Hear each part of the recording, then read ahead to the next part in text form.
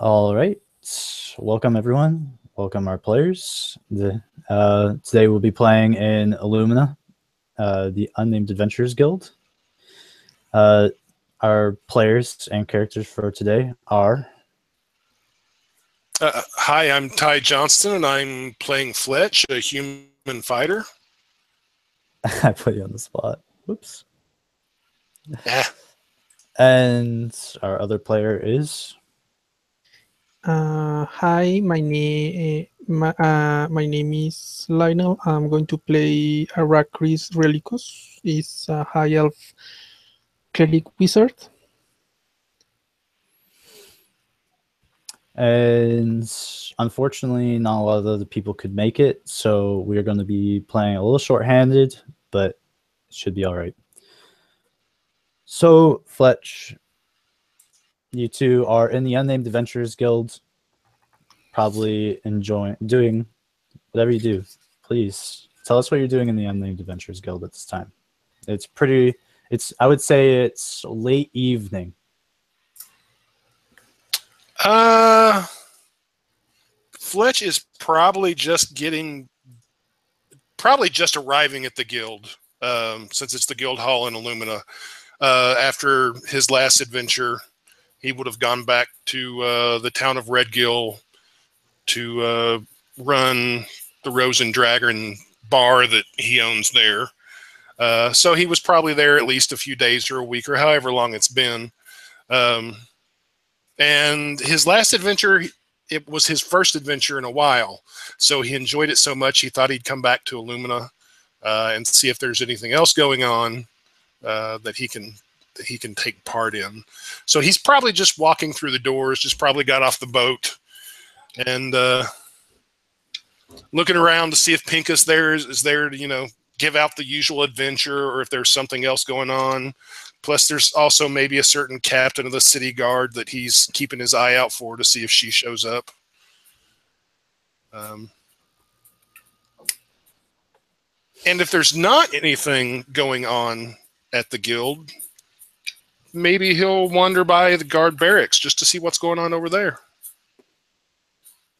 Don't worry, something always happens in the Unnamed Adventurers Guild. Arachris, what are you doing at the Unnamed Adventurers Guild at late evening? Okay, Arachris is preparing, copying down his new spells books, and you see him with a ton of paper at his side because he's filling the forms for his fiancée to enter the guild. And he's looking paper and paper and paper and for both sides and then writing down and stuff like that. Very, very busy. He's almost not paying attention to anything except the table and those papers. All right. So you're busy studying. Fletcher, you enter the building. Pincus has his door locked. You can hear him fiddling around with some potions inside, some vials banging together. You hear a small explosion, and some light creaks underneath the table. And you're like, nothing out of the ordinary. Yeah, that's pretty typical. If I see Arachris, though, I'll go over him and look over his shoulder to see what kind of papers he's got. Yeah. If I even understand it, if it's in common, I would understand it. If it's some other language, I might not. You understand the form to enter the guild, the papers to enter the guild, and you see all the specifications, all the requirements, and the description of the Arachris lady, and you recognize that he's writing about the one who he told you about, because he's writing her physical description and minor specifications, but the book and the spells I don't think you're a fighter, right? Correct. Do you have any feat on magic stuff? Oh no, no talent, no abilities in magic whatsoever. You see a bunch of listing maybe ingredients and some equations and a bunch of phrases, but you don't understand that. That's math. I don't like math. That's why I quit going to school. What am I kidding? I never went to school. Yeah, math and arithmetic and geometry, and stuff like that. Maybe a Yeah. drawings of uh, like teeny people doing certain movements, like in succession. Maybe you can identify that, but everything else is, unless you have a high intelligence, you do not understand that. He has a 12 intelligence. He's not an idiot, but yeah, that looks like magic stuff to me. I don't know anything about that. As you guys are talking, bantering, you notice what looks like a very well dressed servant or retainer, a messenger. He seems to be waltzing in. He seems to be carrying a scroll. The scroll is very elaborate as the messenger goes up the stairs to Pincus's office. You can see him knocking, and the door opens. Some light blinds the messenger as he opens the door, and then he stumbles around, but then he goes in. Okay. All right. So this fiance of yours, what race is she? She's a draw. Oh, I've told you about her. yeah. I forgot about that. Well, good luck with that in the city. I mean, I don't have nothing against. I'm trying to think if I've ever met any. I actually don't think I have now that I think about it. None that I remember. You know, it's curious I mean, because I was checking the member list when I was trying to see how to solve this, and I think I saw a draw member. I'm not sure if he's still around. Pinko said that it was fine, that if I give my word and I be careful, I keep caring in what the guild can give his approval and support. And she's a You guys nice hear lady. the Pincus's door open and close again. You can hear footsteps heading down to the main area. I'll look to see who it is. I'm guessing it's the pretty boy Page or whatever he was. Yep, he's the retainer. He seems to be preparing himself to make an announcement. Oh, wait, I think that guy wants to say something. Okay. Attention. So, Aelin, you recognize the outfit of this page as a messenger for the Lord Montamba family.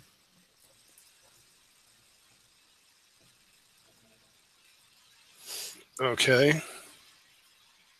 Would you be familiar with the Lord's families?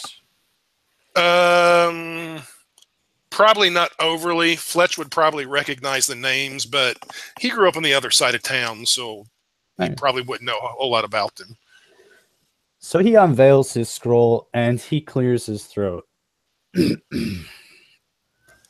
And I'm not going to give him a voice because I'm an asshole. Okay.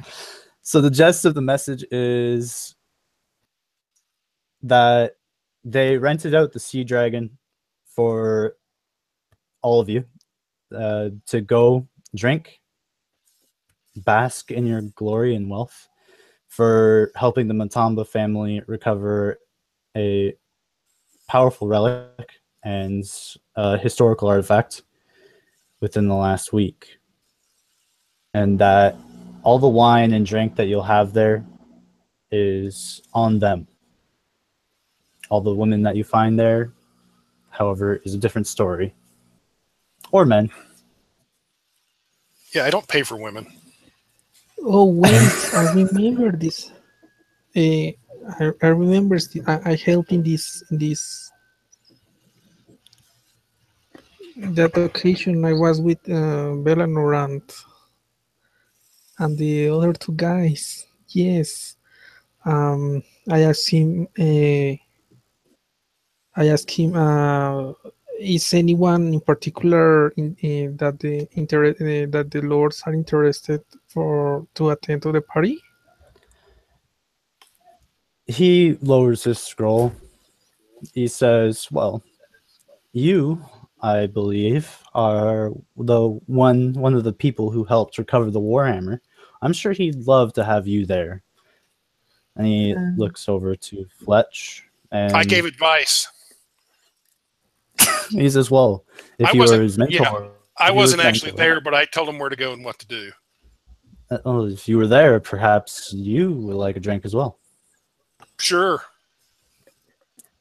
And Since it's just the two of us. no, Are we it was allowed to- announced to everyone. And you see what looks like maybe about 20 other adventurers. They get up. They're talking to each other, and they're like, beer in the house at the Sea Dragon? Well, it's not the best place, but, you know, who can pass up a night of free debauchery? Arrakis looks with suspicion the letter. Can I read it? Yeah, you can ask. Yeah, I'm asking. I'm sorry. Can I read the letter? Yeah, the half elf gives you the letter. Okay, so he reads the letter through, trying to identify who might have wrote it, and if he can detect any special subtext inside between the lines of the. No, there's no subtext. The message seems pretty clear. It has their symbols on it. Okay. Seems signed off by the Lord. Then I will be glad to accept going to that party. Sure. He nods to you. Anyone and Yeah, sorry. the scroll from you. And he says, very good. I will be leading you there. And once we arrive, have your way. Okay. And Arrakis packs his stuff. But wait a second, I have to deliver this. He has finished the paperwork and puts it on Gibby's and sent it to the place it must be put for the authorities to check. And yeah, you renames. hand it to one of the unnamed adventurers attendants, and they review it, and they say, I'll deliver it to Pincus at once. Thank you very much. They walk up the stairs, they knock on the door, and smoke starts to bellow out from underneath the doors. You can see the attendant just shaking his head. Just slip it underneath. No, wait till at least wait till the explosion has already happened. No, you see the attendant, he casts wind gust and he pushes the smoke back in, and you can hear when the windows break on the other side. Thank you he very opens much. the door, and Pincus is just, well, that didn't go well. And the attendant closes the door behind him. Okay. So he packs his stuff. I think he will not be needing the extra luggage, but he will keep his um, weapons and his uh, his armor under his clothes. All right. I don't know. I'm guessing this time he is not carrying around or will he have time? Maybe in the morning with his spells preparation, the healing potion. I would say that they were prepared. You weren't planning on traveling for a little while, so whatever spells you would have for just generic living, I guess you would have those. No. I mean the potion, not the spell for casting the potion. I mean he needs to use his alchemic supplies, and I usually say that he has rested after that to not lose the spell slot. Oh, no, anything that you do right now, you'll use your spell No, I slots. have done it before he went down to fill the papers and stuff. Oh, okay, yeah. So I would say it probably has 16 hours left on it, since you probably would have casted it in the morning. Okay. Okay. So you and a bunch of other adventurers, you let's go. group up about this fantastic night you're gonna have. You guys are gonna fight. You guys are gonna share all your tales that you've been kind of storing up and getting ready to tell everyone. You get taken down all the way from, what's it called, Regal Street? Yeah, Regal, corner of Regal Street and Silver Street. You go all the way down, hit Midnight Avenue. You go all the way down to Festival Street. You spot the fountain, go down Murky Street, Water Rat Road, and then go to the Sea Dragon. You guys get there. The streets are pretty normal. It is nighttime after all. And when you get there, it's about midnight now. Just to get across the city. So 12 hours on your potion. You guys enter and you see that the standard barkeep that works there, he's there. The waitresses are still there, but the place is emptied out. There's absolutely no one in there. As you guys are entering, you notice that there's a bunch of disgruntled sailors. They're pissed that the tavern is not open. Great. It's just like being at work. Hello. Sorry. You guys enter the Sea Dragon? I mean, yes, I will try to sneak so they do not recognize me. They're not. They're actually being held back by the guards. Some of them were fighting, and the guards are trying to break it up and keep them away. They seem to be wearing a Montamba guard uniform. So basically, one has to enter through the front door, and there is no way Heracles can pass not being noticed. I imagine that they would have another door, but that would be for staff members. Yeah, what I want is for the sailors not to recognize Heracles, so he can avoid further incidents, at least with them. So he will try to enter in between a crowd of members of the guild, trying to be hidden from the sailors' sight. Fletch will actually walk over to the sailors. All right, the rest of your members, they go in and you see the sailors. They're disgruntled, but you see one sailor just sitting off to the side. Looks like he's keeping an eye out on what's going on. Okay, he just kind of holds his hands up so I mean, he's obviously armed and got armor on, but he's not reaching for anything or pulling anything out. He's like, guys, what's the problem over here? Says we're not going to be able to get any of our mail. Everyone cheers behind him, like, yeah. 20 stealth. Illumina's a big city. There's lots of places to drink. And they think about it and they say, well, where do you think we should go?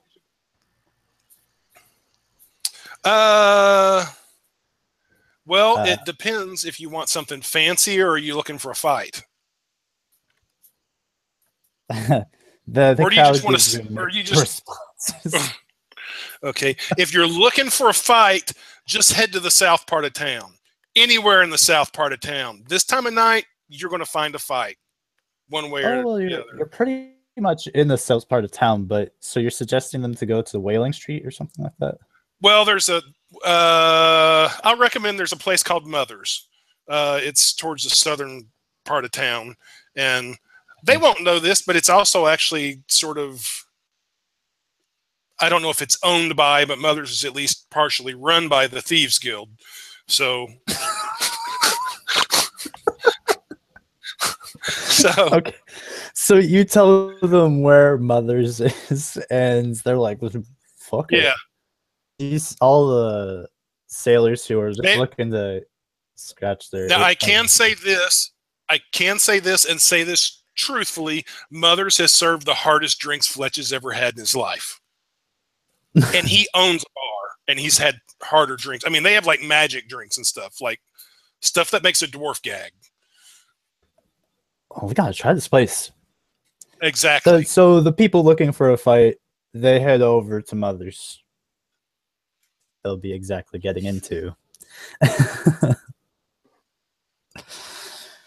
And the other half of the crowd, they know that Water Nymph Inn is right up the street. So mostly they were just kind of protesting because they're assholes. Okay. So they leave you to it, and they head up the street. All right. The guards. Yeah, go ahead. Thank you. The guards thank you for off now. They can focus. Anytime. No reason to seek trouble if you don't have to. The Arrakis thanks you and says, well, if I knew better the city, but yeah, I would not have done that as good as you did. Thank you. I kind of experienced it dealing with drunks and soon-to-be drunks. Right. Just a little reward. They give you 5 gold for helping disperse that mess. Okay.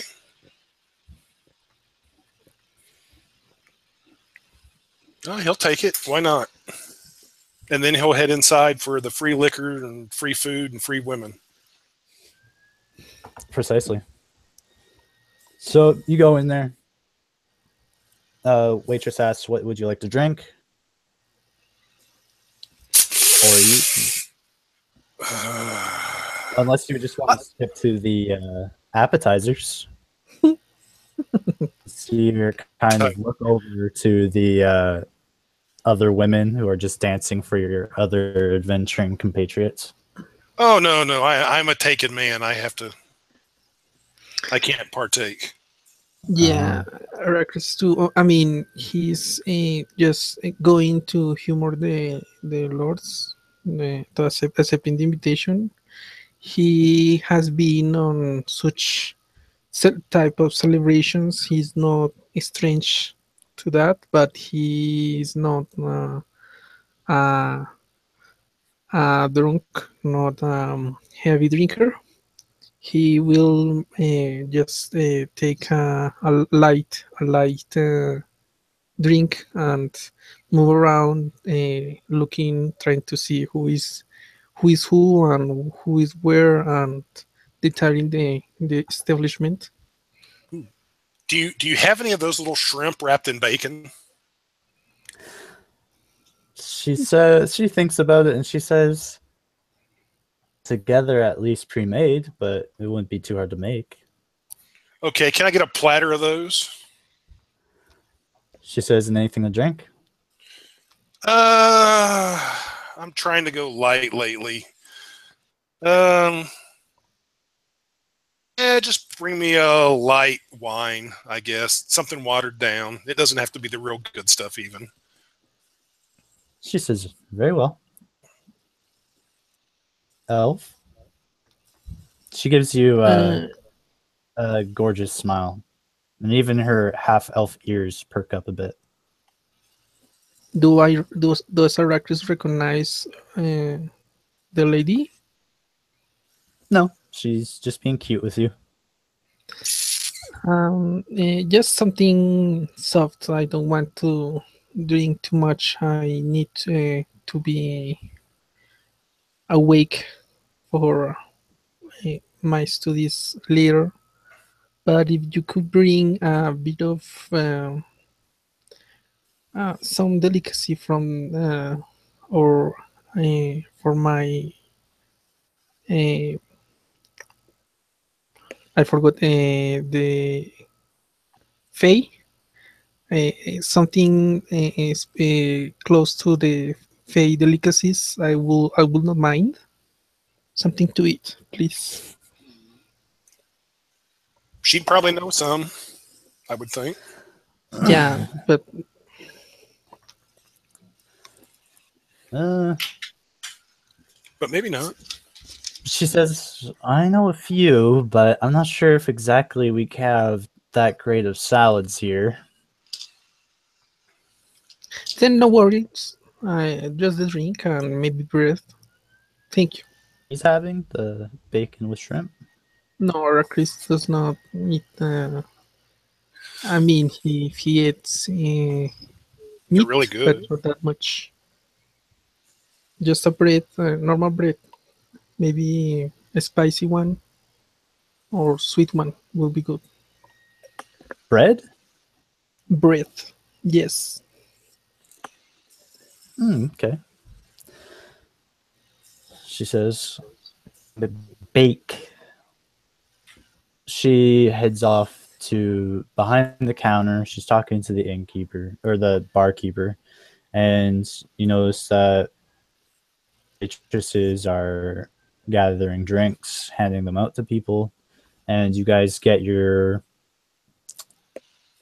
It's not strong smell, but it's definitely when you put your nose to it, it's definitely a burning sensation.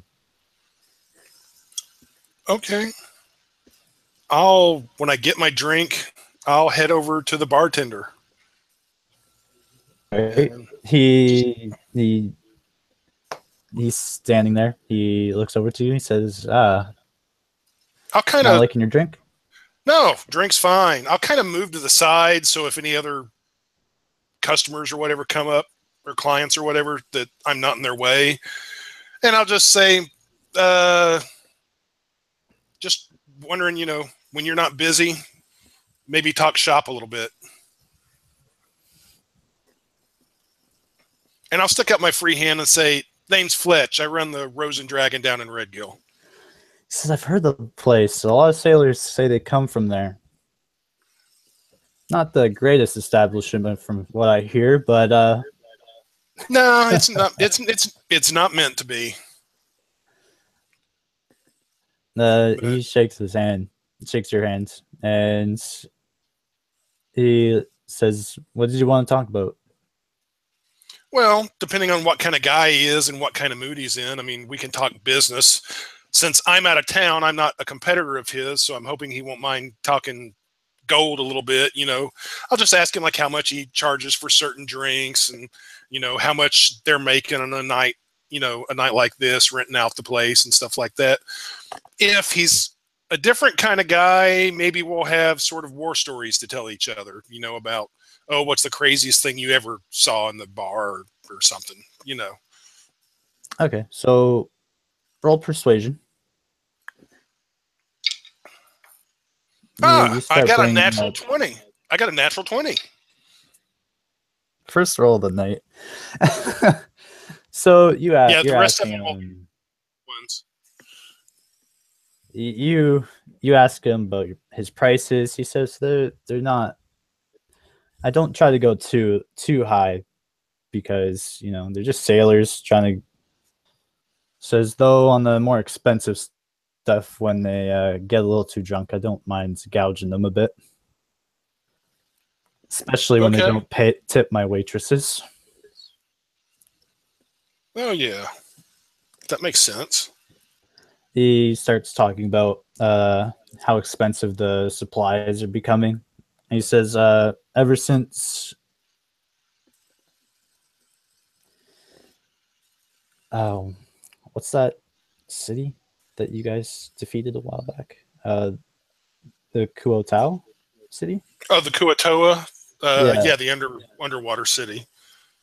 That place has been defeated. The price of shrimp has gone down significantly, as well as fish. So, did you have something to do about it? Your name's kind of familiar. Me, Fletch? Yeah. I wasn't actually involved in most of the fighting, though I was in some. The Kuatoa did attack Red Gill. They did attack the town in numbers once, and I was in town, so me and some friends helped defend. And I'm still here, and the Kuatoa aren't, so I guess that says something good. And what was the other line of questioning that you had? Oh, just like, what's the craziest thing you've ever seen, and in the bar, and just sort of sharing crazy stories about things that have happened and stuff. Not necessarily. I saw about a month ago. I saw a bar fight go down in here, and we used to get he was quite the businessman until a group of adventurers from your guild killed him. But he was a minotaur who, or actually, he had blunt horns, but he actually gored somebody in the middle of the room. Another fine lesson why you don't pick fights with minotaurs. But they lived and the minotaur died, right? Your friends did, yes. Not the sailor though. He died. Okay. Well, sorry about him and his family. I don't think you have family. All right, Ericus. So you're sitting there. Are you? He's looking around. He's trying to see the faces, trying to recognize people, trying to see the room, the windows, how it is set, the position of the tables. Like if he were an architect trying to admire the structure, but as well as an adventurer trying to see the escape routes, the maybe where he could hide and stuff like that. Roll investigation.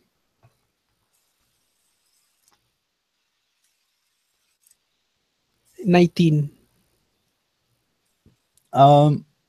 There is there's a building attached to this one, and it's kind of where it's not a great place to be. It looks like, from what you can tell, it looks like where they may throw drunk sailors into when they get too rowdy, so they might just knock them out and throw them in there. Of course, no one's in there now because it's been rented out. They have also some rooms in the... It looks like there's some upstairs rooms. On the windows, the front of the place is just... Like, there's a few windows so you can see outside in the alley that you have to go through a bit to get into this place. There's the bar that is where Fletch is talking to the barkeep. There's several large that are lined behind them, behind the barkeep. There seems to be a strong box. It's fairly out in the open. Can keep watch so that take take money out of it. He knows. Okay. All the tables, they look incredibly sturdy. They don't look that pleasant, but they look incredibly sturdy. They're all square. All of the chairs, in some way, some legs have actually steel reinforcements and broken joints. Okay. And the ceiling? This place is not also meant to be a restaurant, so there is actually places for small platforms that dancers can go onto. And there's a small platform in the kind of back of the room where bards would usually play. There's a bard there now, as a matter of fact. He doesn't seem too well acquainted with his instrument. Maybe he's trying something new.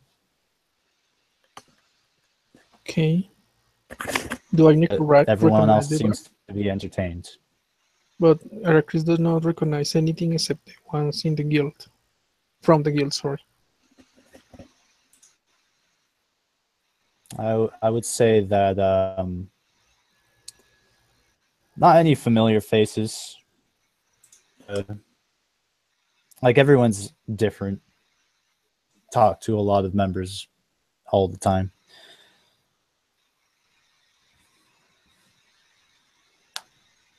Okay. I mean, I believe Zark is there. Long.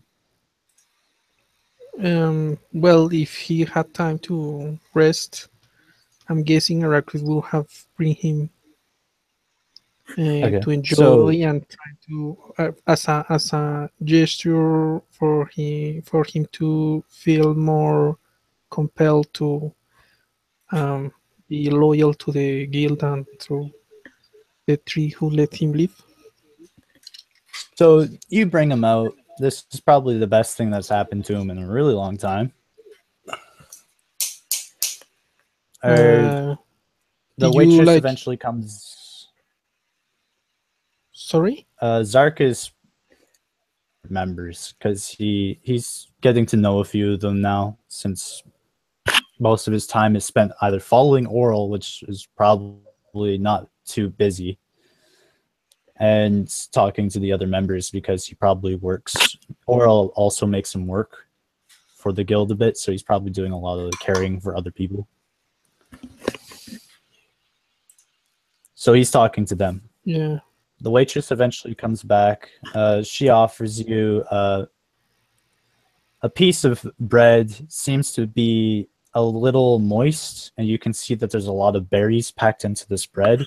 Seems freshly baked. You waited about 30 minutes for this. The bread is actually wrapped in a big leaf, and when you pull it back, the bread itself is kind of a violet color.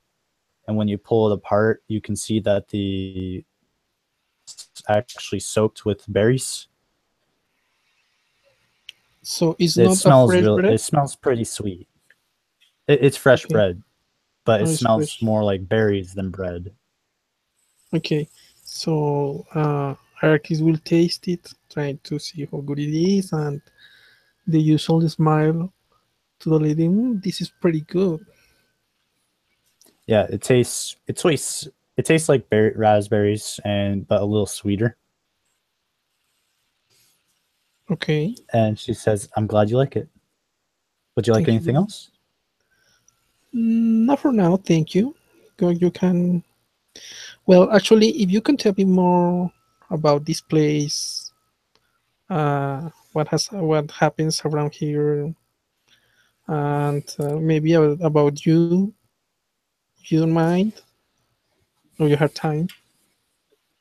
Down, and she starts telling you this is just a place mostly for sailors. Usually, the customers that she deals with is more disgruntled and aggressive than anything.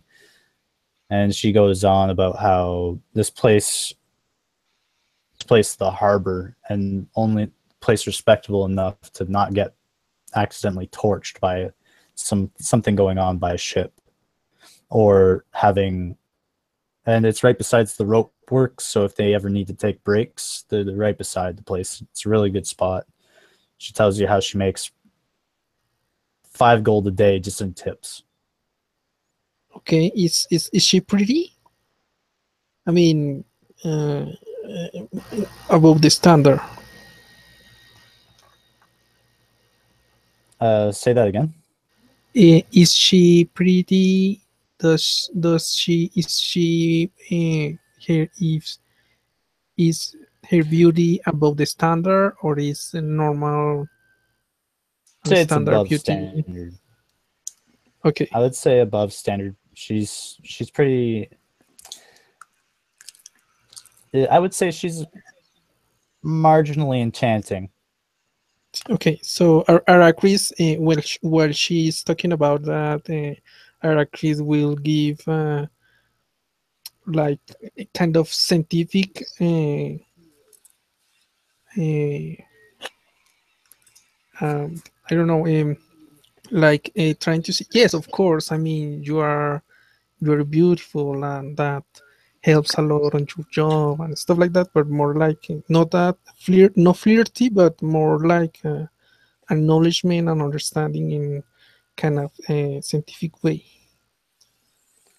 All right, you guys go. She says you're a man of science and magic, and she tells you guys start discussing some small arcane tricks you guys have been talking along the way, and you learn a couple of small things that you can do to change your formulas to kind of make your spells predictable but add some extra flair to them, and get tired of using the same cantrips. She gives you some formulas on how to change them up a bit so that it's not always the red flame firebolt. It might be like a golden firebolt. Okay. Yeah, interesting. Thank you very much. Fletch, you're talking to the barkeep. Okay. I'll at some point I'll slip him a gold. It's like I know a lot of times you guys live on your tips, so Says thank you very much. and then I'm gonna go. It's like I'll see you later. I think I'm gonna go see this musician. He says, I don't know where the hell they got him. He's not that great. It looks like he's having some difficulties. Like you can see, you're not a professional yourself, but you know that someone who plays, like someone who claims to practice, doesn't have to stop every about to look at what note they're going to play next. I'm just going to walk over to him with my drink in my hand and say, "You suck." He looks. No offense, but you're so bad that if I had to guess, you're not even a real musician. You're probably like some hired assassin put in here to kill somebody. Says that's harsh. In fact, you're so bad, I'll pay you a gold coin just to like go away. What kind of instrument? You want to make a performance check? What kind of instrument? He's playing a sham. It's just it's like it has holes in it, so it plays like a flute. Down. I was like, let me try that. I'll just walk up and take it from him, unless he fights with me about it or something. No, he says, by all means, he lets you take the sham. So before you make your performance check, I want you to make a perception check. Okay. Well, I'm actually a little better at that than I got an 18. You notice that when he gives you the his sleeve kind of pulls down a bit. You can see some red dragon scales from a sorcery bloodline kind of peek out from his sleeve. Okay. He hands it to you. He says, "Well, go Okay. ahead then. Show us what you got." Otherwise, he looks human. Members seem to be half elf. Okay. All right. I'll no training, no experience, never had one of these before. I'll give it a go. And I got a 2. So everyone's just building you up, and then you start blowing into the sham, and it's like hitting the notes. You're trying to hit the notes, but you keep missing them. That distractor actually says, "Wow, that was bad." Yes, the name of that song is Hot for Teacher. Next up.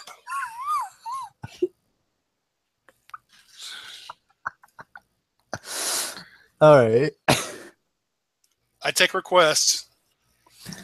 Arrakis, in fact, One of the barbarians he's actually a well-known halfling barbarian.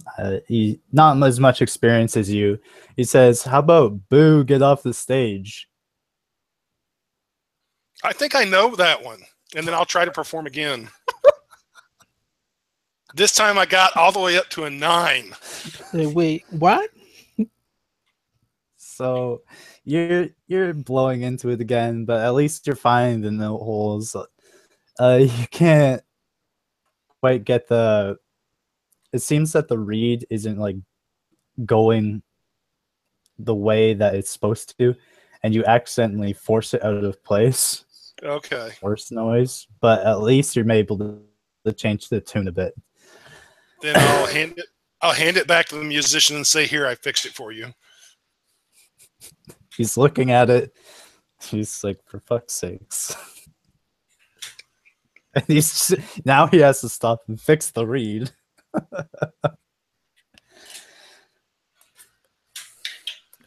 Did better than you. So he says no argument there. So you can see him fixing the mouthpiece. I hope you're a better assassin than you are a musician. Says it would be a lot easier. Gets back on. How close is Arrakis from the scene? Not that far. You're mostly near the entrance, near the bar, I would say. So you're probably about 20 feet away from them. But it's not, since there's so little people around here, it's not like you can't hear them talking. Okay. I'll even flip the musician a gold coin. Be like, "That's for lessons." He catches the coin. Like you can see him just demoralized heavily as he takes the coin. He's like, "Thanks." Puts it in his pocket. And if you ever get halfway decent, there's a bar down in Red Gill called the Rose and Dragon, and we'd give you a shot there. Says, "Well, let's see how much Whether whether you're a musician or an assassin, either one, we could use them both." He says, "Well, how about this?" And you can see him actually straighten out and get into the proper position. And it seems that he's actually focused on the task at hand. He starts playing a pretty decent tune. Okay, that's a little more like it.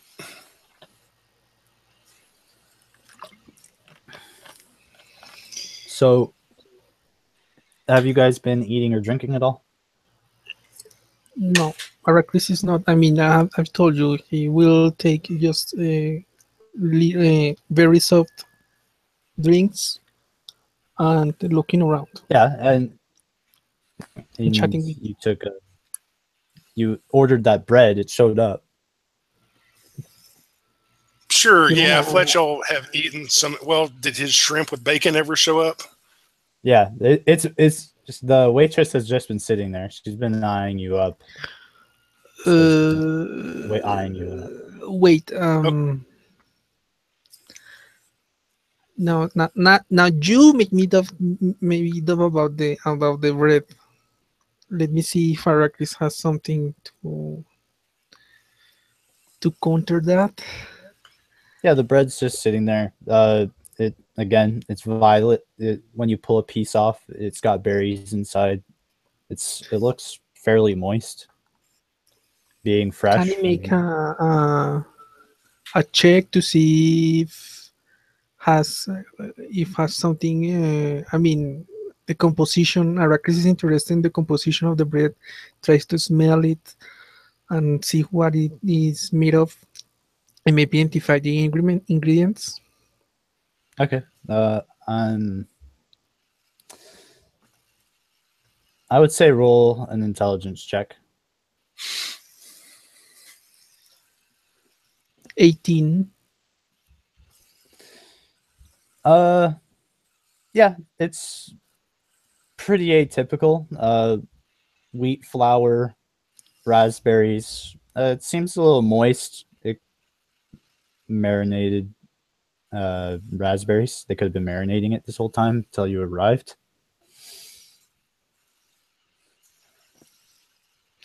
Okay. Yeah. Let me check. It's got a strong smell to it, but that could just be the ferment because it's been fermenting. Okay, he Fletch, will just. Does the lady know? Is anyone looking directly to Arrakis? Well, you are talking to one of the waitresses, so yes. Okay, so he will try to slide and purify food and drink as a prayer to her goddess and thank him for the food, and Okay.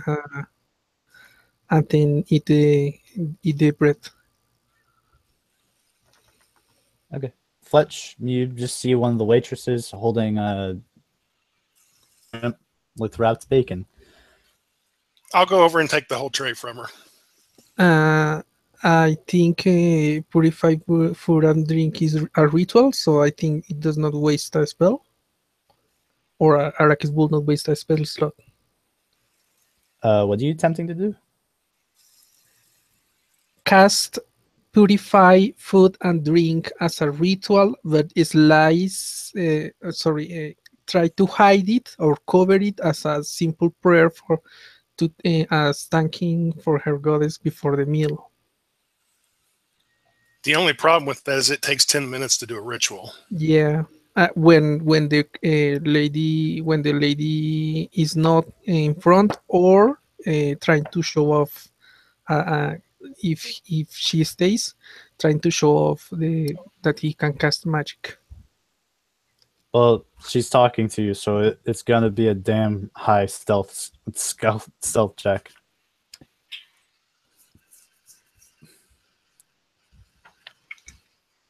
$16. Yeah, she sees you casting it. Are you casting it as a ritual, or are you just casting it? Yes, I try not for her not to notice the casting, but to kind of let her show off that he knows magic, and or maybe as a normal prayer of thanks to his goddess. Like a performance check, more like a stealth check.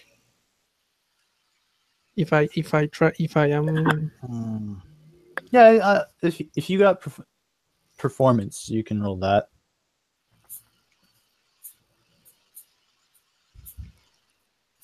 Nope, a 7. So you cast the spell. Yeah, of course. You cast it, she says, "What, you don't trust us?" Why does she identify the spell? Yeah, she sees you cast it, and she identifies it. She says, "You don't trust us?" Wait, Do you know which spell did I use, per any chance? She says, "Yeah, you just purified the food." Yeah, well, it's a normal thing I do. It's not against you. It's because sometimes food, new food especially, affects me badly, and I need, as I've told you, I need to stay focused and alert for this night, for She later. It's she not for nods at you. you. She says, It tastes very good. "I get it. I understand." So Fletch, you take this tray, and what do you do with it? Companion casts a spell. I'm waiting this. I'll wait till he gets done with his spell. I don't know exactly what he's doing, but I'll see what happens. Just a small area around him starts to, I guess it would be kind of like a radar. A small light just swaths around him, and Okay. I'll throw a piece of shrimp in my mouth and say, "Man, I hope nobody's trying to poison me because they're really not going to like it if I get sick. And if I die, I've got a protective ward in my body that when I die, my body explodes and everything like 100 feet catches on fire."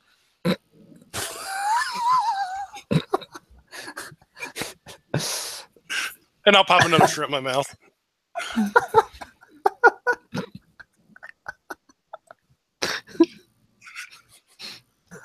All right. The waitress in front of you is going to make an insight check. Do I need to do like a deception roll or something? Or Yeah, go for it. okay, actually, I'm pretty good at deception. I only got a 14 though.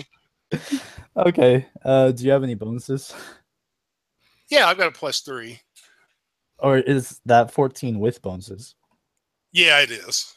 Okay, so It is. she gulps from like she hesitates and then she realizes you're playing a trick on her and she laughs. That's not funny, but you scared me a bit. Yeah, no, actually, I was joking. My body doesn't explode and I don't catch on fire. Actually, a portal opens and demons come out. That time I rolled a 17, so I'd have a 20. Yeah, But yeah, she just laughs. You can see this time she's a little worried, but she's here, want a piece of shrimp? She says, "Why not?" And she eats a piece of shrimp. Okay. All right, so a couple of hours goes by, and you guys are spending time with these ladies. Fletcher, make a Constitution saving throw. Okay, that's my best save, so hopefully I'll... I rolled a 3, so I only got a 10. No, that's not good. So, Eric, Chris, the night's going on. You're talking to this lovely lady, and you notice that some of the adventurers are it's about 2 a.m. Yes. Make a perception check. With advantage. No. No? Normal? No. Perception. Yeah, 15. normal perception. All right, so you kind of notice that some people are just nodding off. Not even like it's not even like they slowly like hang their heads and then pass out. It's that you hear kind of people just hitting their heads off the table. You even notice that 10 feet away from you at the bar, Fletcher just drops to the floor. Oh my. You can see the waitress they was talking to. She's like, she coughs as she just holds her head, and she just looks over to you, and she's like, God, this stuff sucks. What? What is stuff? The barkeeper lowers his head and puts his head underneath the table. Two Montamba guards walk inside. Arrakis is going to mimic the others, but I mean, You try to can mimic the others. roll this. You can either roll deception or performance. The same. Okay, make it performance. Nope, an 8. Okay, no, guidance is an action, right? Yeah. Can So I use you no.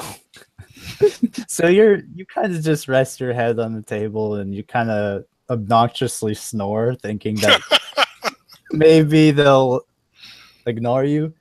But the waitress across from you, just the two guards, and the two of them stand beside you and just kind of nudge you with their weapons. Not you. I mean, they take. They. Can you describe They it? I don't. don't know. They're not attacking. They're basically standing about, I'd say, 3 feet from you, and they're poking you with your swords. The bard stops playing music and he throws the sham across the room. He's like, I'm done with that fucking thing. And a couple of the dancers, they jump down from their platforms and they pull out crossbows from underneath the platforms. What the fuck?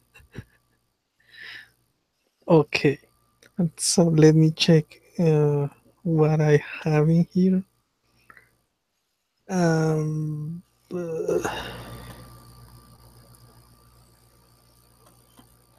Wait, where are my spells? Oh, all right.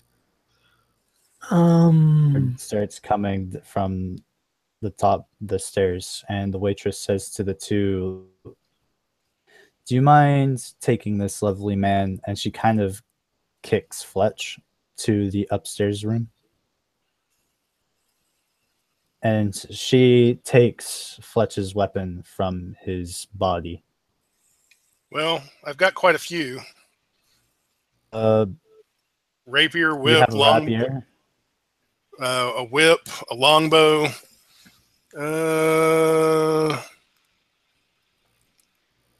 And there's probably a dagger hidden somewhere, but if she looked for it, she could probably find it.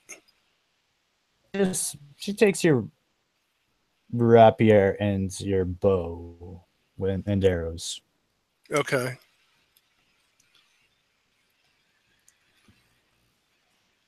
I don't know what to do.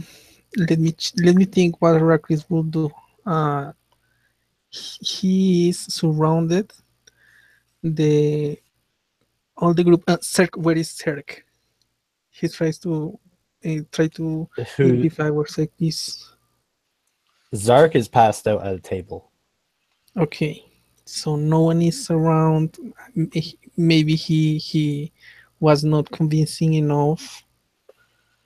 Oh yeah, you're not convincing enough. One of the guards is prodding you with their weapon.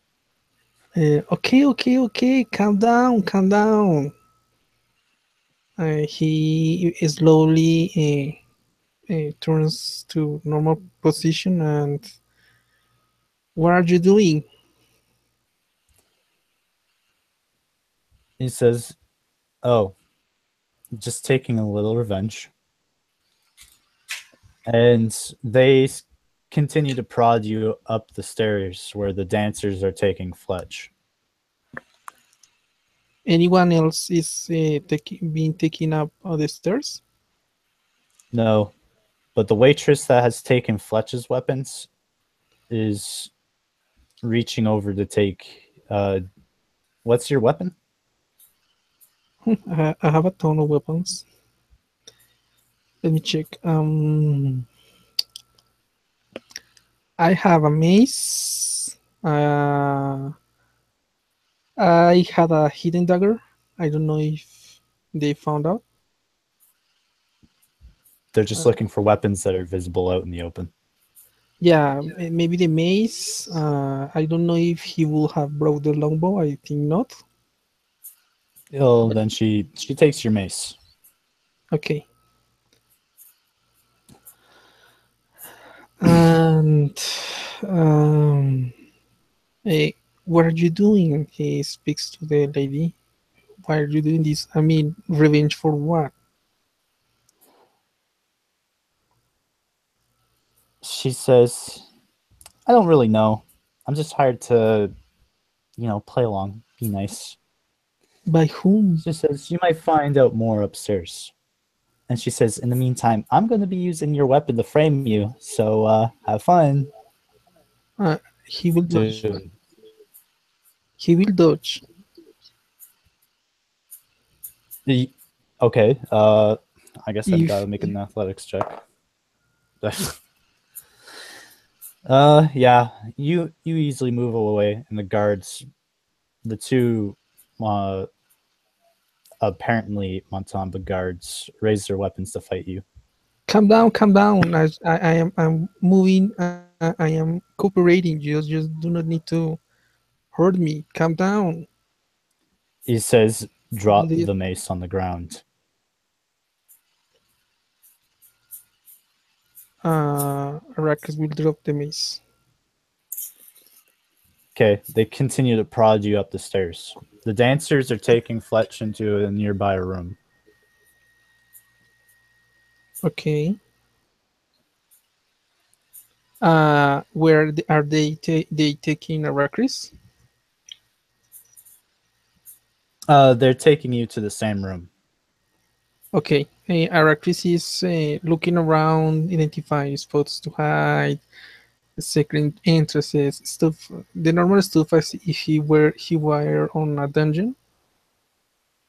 Because he's used to do that. His background. So checking spots where to flee and stuff like that.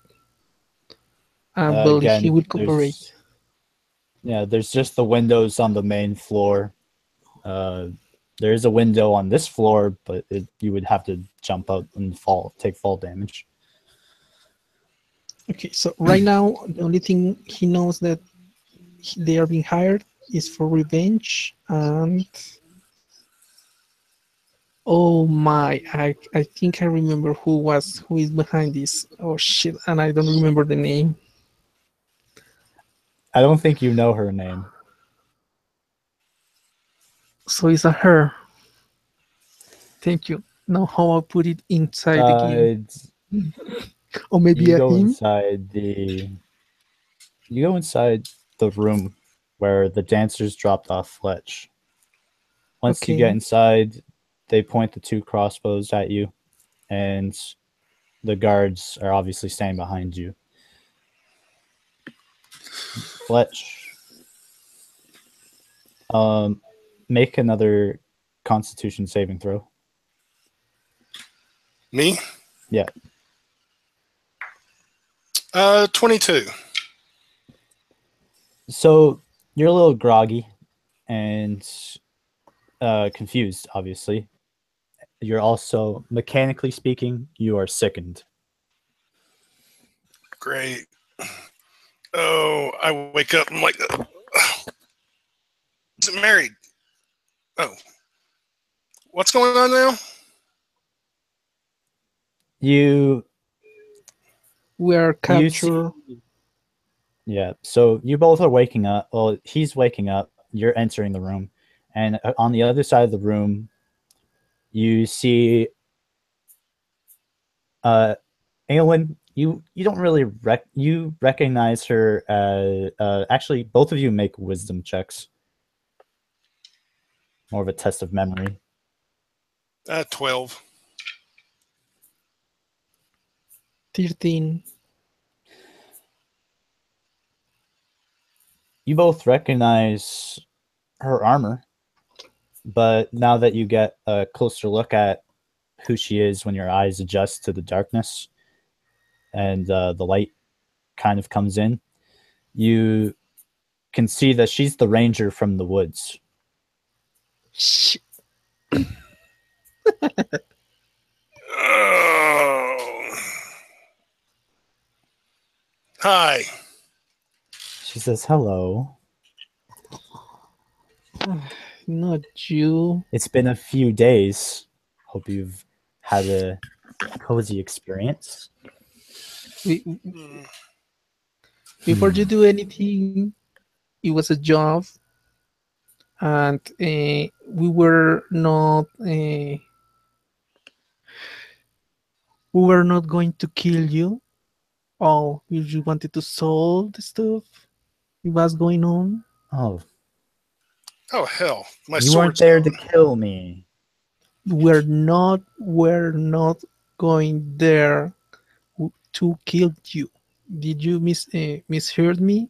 Not to kill you, to solve. So you weren't there to kill me, No, but I you were was. there to kill my husband. You Who what? was your husband? Oh, maybe you didn't notice. It was the Goliath that you blew his head off. Oh shit. Oh, Does she has a ring on her hand or something? No, she's wearing studded leather armor. Hand in her hand, a ring. well, No, it's she's like wearing this. gloves. He swung a really big weapon at my head, so we were kind of defending ourselves. And actually, no, I wasn't there to kill you. I actually wanted to talk to you guys. I was going to try to make a business deal with you. But more, what I'm really interested in is my sword is gone, and that's a silvered weapon, and that's expensive. So, bitch, if I don't get my sword back really soon, you're not going to leave this room alive. Wait. Let's not go that far. Look, the proof is that we took the hireling you have, the dwarf, and we took it to the authorities. We did not kill him. We even give him a good night on his bar. Oh, yeah, I heard about that. Funny story. You do know he's dead. What? You How'd he do end know up they dead? hang. You do know they hang criminals. Yeah, I do kind of know that. I've been in jail a few times myself.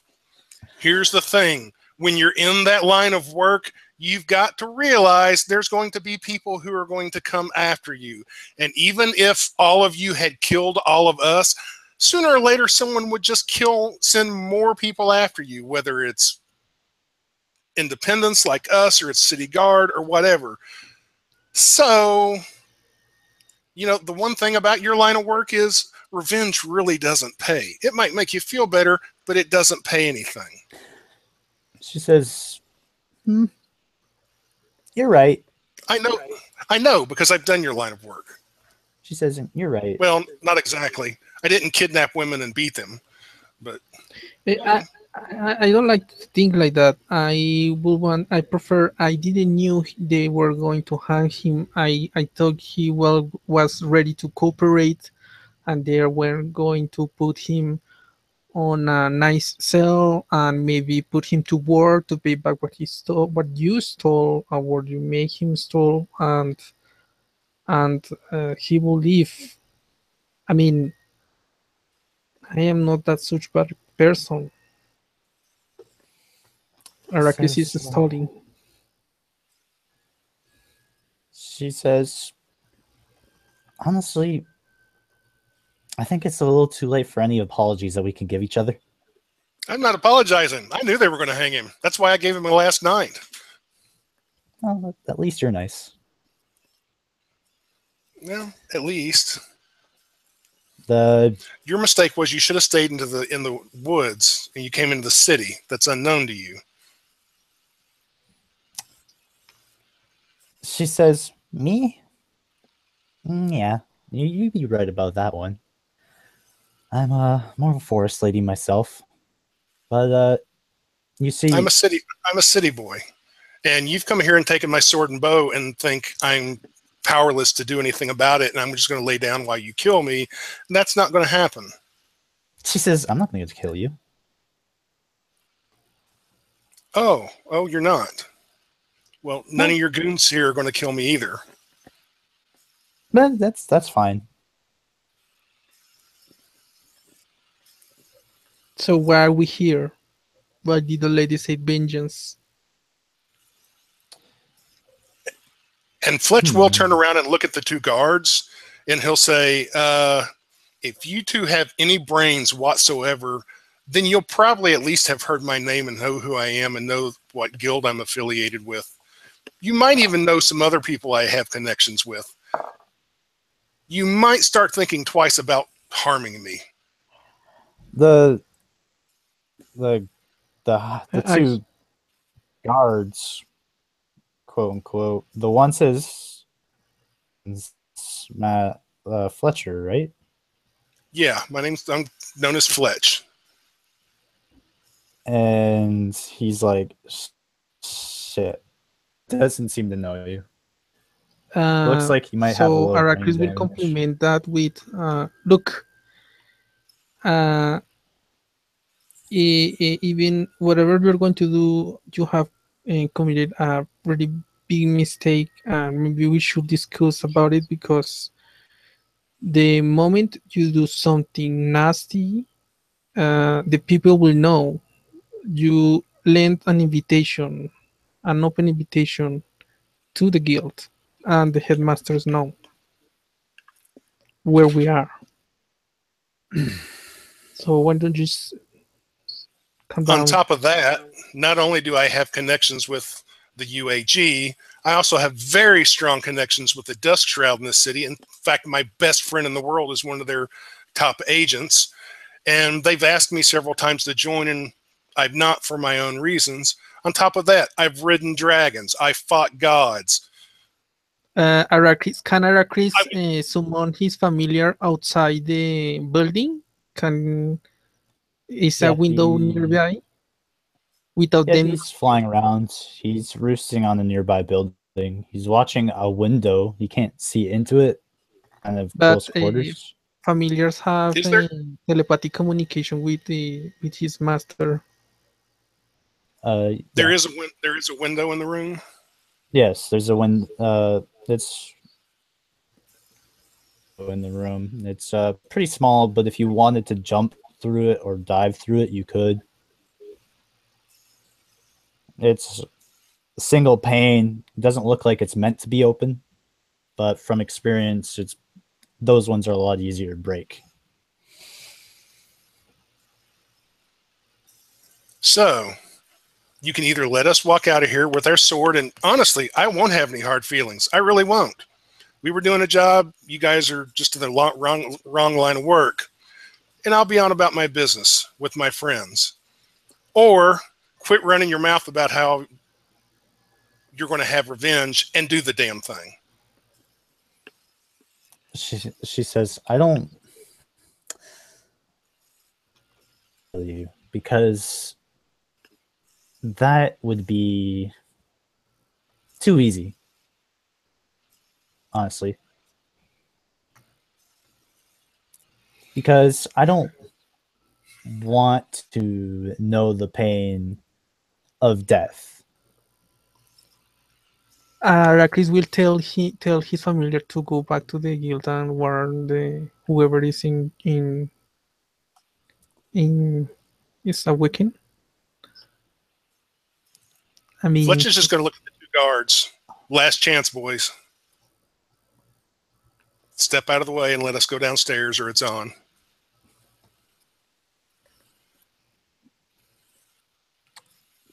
The guards, they kind of look across the room. The dancers, they're kind of looking at her, and she says, "Fight them," and she a horn and she blows it loudly. You recognize this horn as the horn that she used in the building, and if she is indeed calling for help, you know very well that the guards would hear it too. Or the watch, I should say. I'm going to test it and just try to walk between the two guards.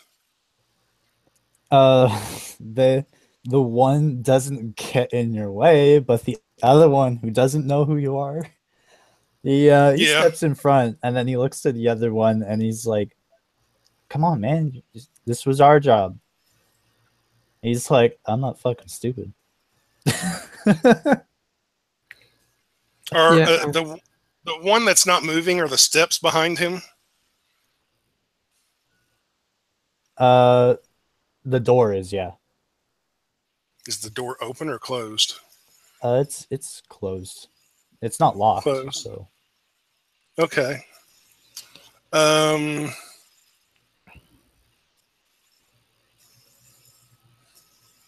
So basically, All right. is game on?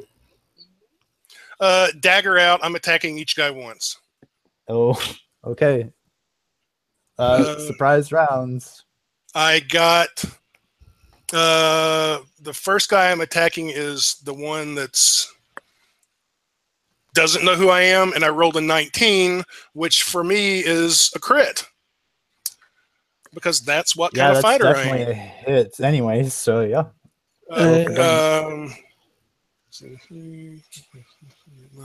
Bird's flying as fast as it can. He takes 12 points. He takes 12 points of damage, and then I'm trying to stab at the other guy.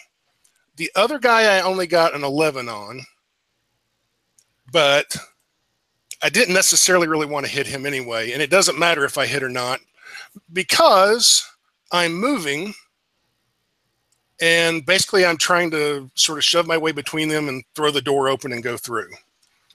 The familiar has a flight speed of 60. If that helps. It's gonna take a few. It's gonna take a few hours for him to cross the city, but he's on his way. Okay. So I think this would be a good time to roll initiative. Good. Okay. Oh, that sucked. I got a whole 6. Well, it's. Guess who? Guess what? Oh boy! Yeah, we're dead. We suck. It's fine.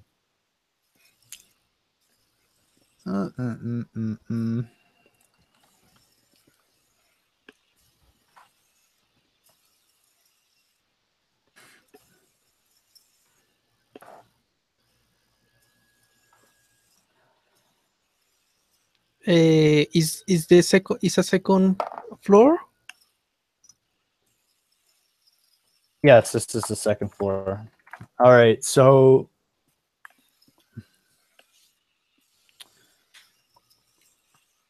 she pulls out her longbow, and she's gonna hold. She puts somebody. She does what? She's gonna put Hunter's mark on somebody. Oh, okay. You. You who? Probably me. No, The fighter? Okay. nope. She puts it on one of the dancers. Okay. You.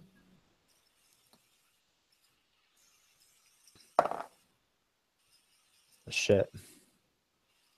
Would hate to be one of these dancers right about now.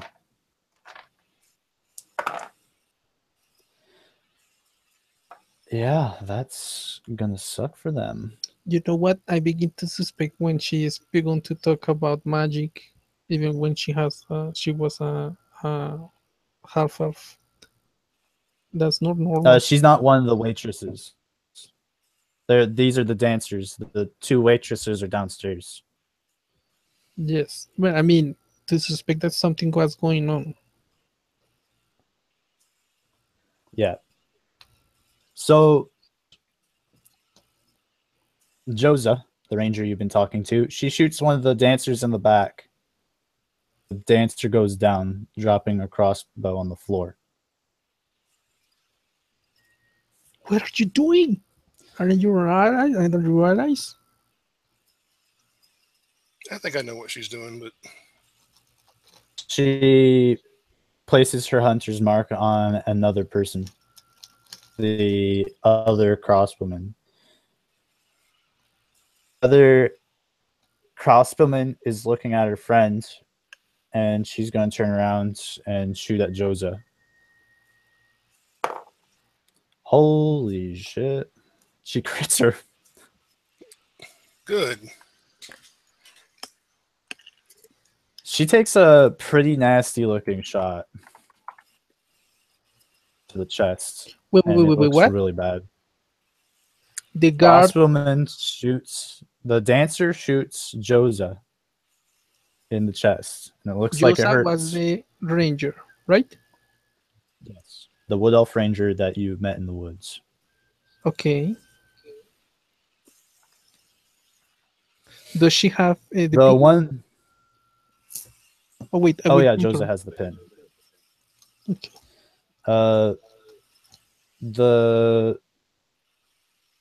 Then it's Ericus, because you rolled a 9. I rolled a 5. Oh. So the one human guard, you ran past them. Fletch runs past him. The one guard who's wounded, he's kind of got stabbed really bad by a dagger. He's just kind of looking at himself, looking at you, Ericus, and he doesn't seem to really know what to do. So it looks like he's just trying to avoid you. The other guard that Fletch attacked is following after Fletch, but he's just a little too slow to catch up to Fletch. That makes it. Fletch is Okay. Fletch. Down in the main lobby, you see one guard is standing amongst them all, and they're just, the one guard is just stabbing the bodies. The one waitress, she's got a rapier in one hand, a mace in the other hand, which looks like your weapons. Okay. Bludgeoning and stabbing just sleeping bodies. Oh, The other no, Sark. I'm running over to the one that's attacking sleeping bodies, and I'm going to try to stab that one a couple of times. All right. Are you jumping down? Or are you running down the stairs? Whichever will get me fastest. Okay. I would say you jump down the stairs. Okay. Roll acrobatics. Natural 20. And so I'll have a 26. Do you have does half play give you disadvantage? Nope, because normally it would, but I have the medium armor master feat. That's why I don't make any noise in my armor. Damn, he's good. So you just land on the floor or actually off the rail, jump from the floor, jump off the railing, and land on the table in front of her. And she's just shocked. Okay. You can see she's probably killed about most of your friends by now. Between her and the other guard, they've killed about maybe 15 people. I'm going to say to her, I'll say, drop our weapons and run, and you might get out of here alive. And then I'm going to attack her twice with the dagger. Okay. I got a 15 and a 20. Not natural.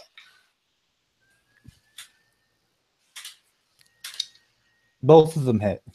Both of them hit her. Okay. She takes 12 points of damage.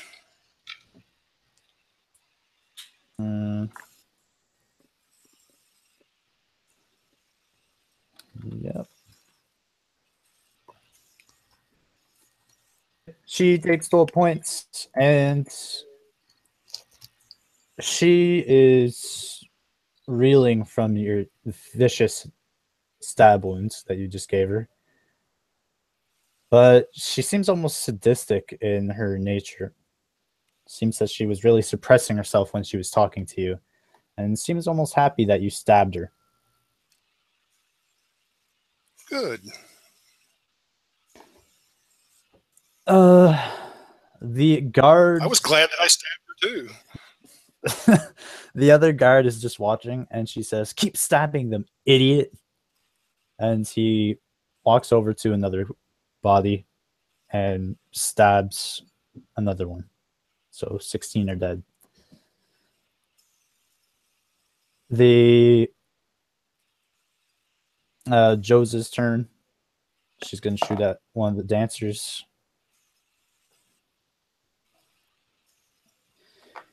Yeah, the other crossbow woman in the room with Ericris. Another arrow just punctures her chest, goes right through. And the crossbow lands on the floor, and both of the dancers go limp. Who the second dancer that just got shot? Who shot her? Josa, the ranger. Okay, Josa went first at the top of the round, if I remember correctly. And she killed the other dancer too. Okay, yeah, but I think you skipped Ericris. Oh shit! Because I had initiative 6 and he had a 5. Yeah, so Ericris, you're laying on the floor, and Josa is lining up a shot to the crossbow woman dancer. That bitch. I was going to have mercy of her. Really was going to have mercy, because it's always good to have a lady contact. But that pissed me off. I am going to leash it. I am going to cast a magic missile, a second level, all toward her. So does 44 plus 2? Yes. Okay.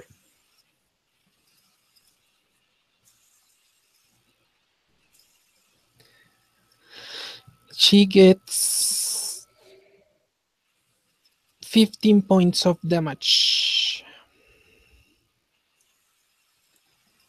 All right. She seems incredibly wounded after the magical missiles hit her.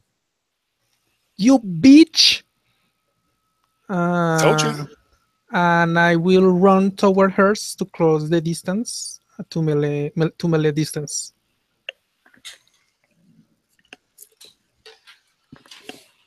Okay.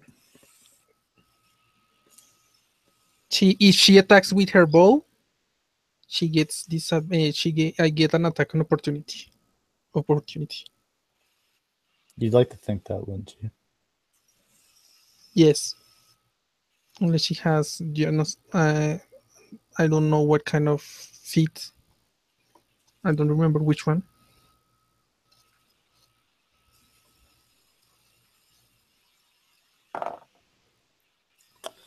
Wow. All right. So she shoots at the woman regardless, and the advantage. The dancer goes down. There's just absolutely. Is she going to use her bow? Yeah. So I get an attack of opportunity.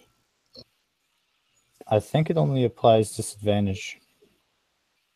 Yeah, in 5th edition, I think it does.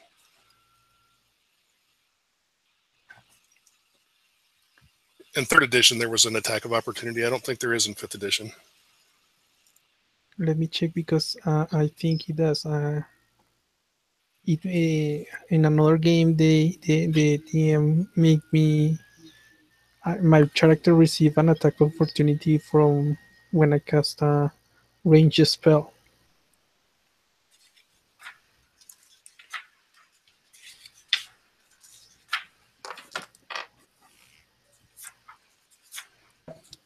Because I think that's how they changed it.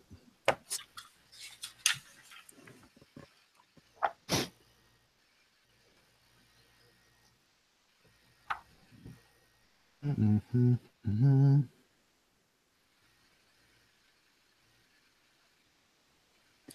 Yeah, on page 195 of the player's handbook, under ranged attacks in close combat, it doesn't say anything about an attack of opportunity. Yeah, you have disadvantage on attack roll if you are within 5 feet of a hostile creature who can see you and isn't incapacitated.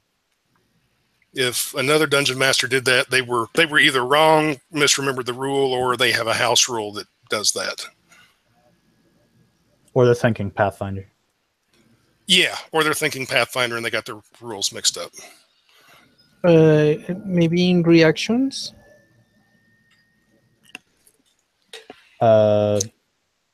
I don't think you can prepare reactions unless they're main actions. If he's got a spell that's a reaction spell, he could use that. No, I do not have the word first.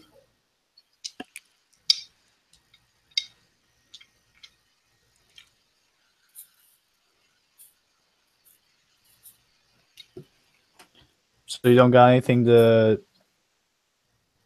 change that at all? No, the only thing that I know that grandson such reaction is with, or at least with the spell, is Warcaster feat, and Arrakis does not have it. Okay. He drops the other dancer in the room. And in front of you, she seems to have an almost psychotic smile on her face.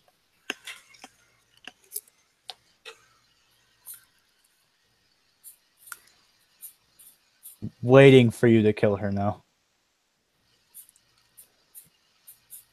Yeah. She actually, as a main action, she is going to, as a move action, she's going to pull the pin from her cloak, which causes her cloak to fall on the ground. And she gives it to you as a bonus action. You're unarmed, so you can easily take it.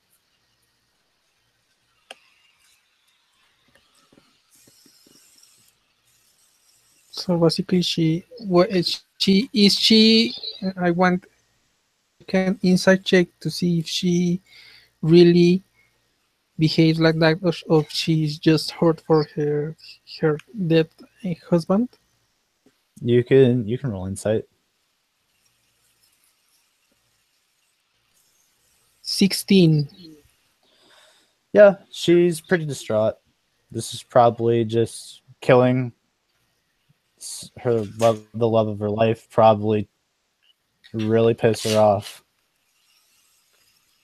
I do not understand you. Sorry. Yeah, kill. You believe that this is like besides what she's doing now, the only motivation she seems to have for doing any of this is that what she told you already. You killed her husband, and now she's going to make you pay, and apparently at any cost.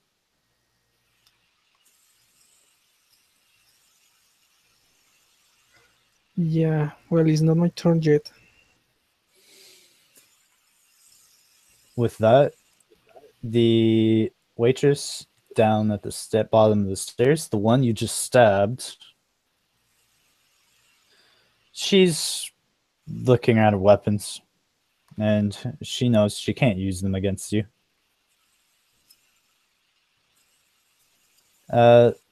she says, "Well, you want them so bad," and she spends her main action throwing your rapier across the room,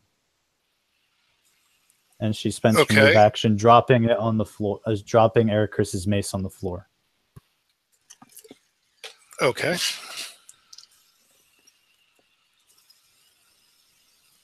The bard, well, the once playing bard who's now cast aside his,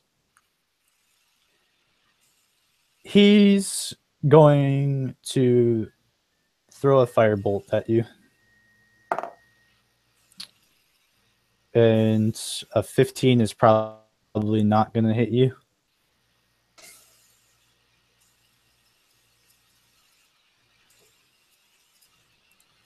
Is a 15 going to hit you? No.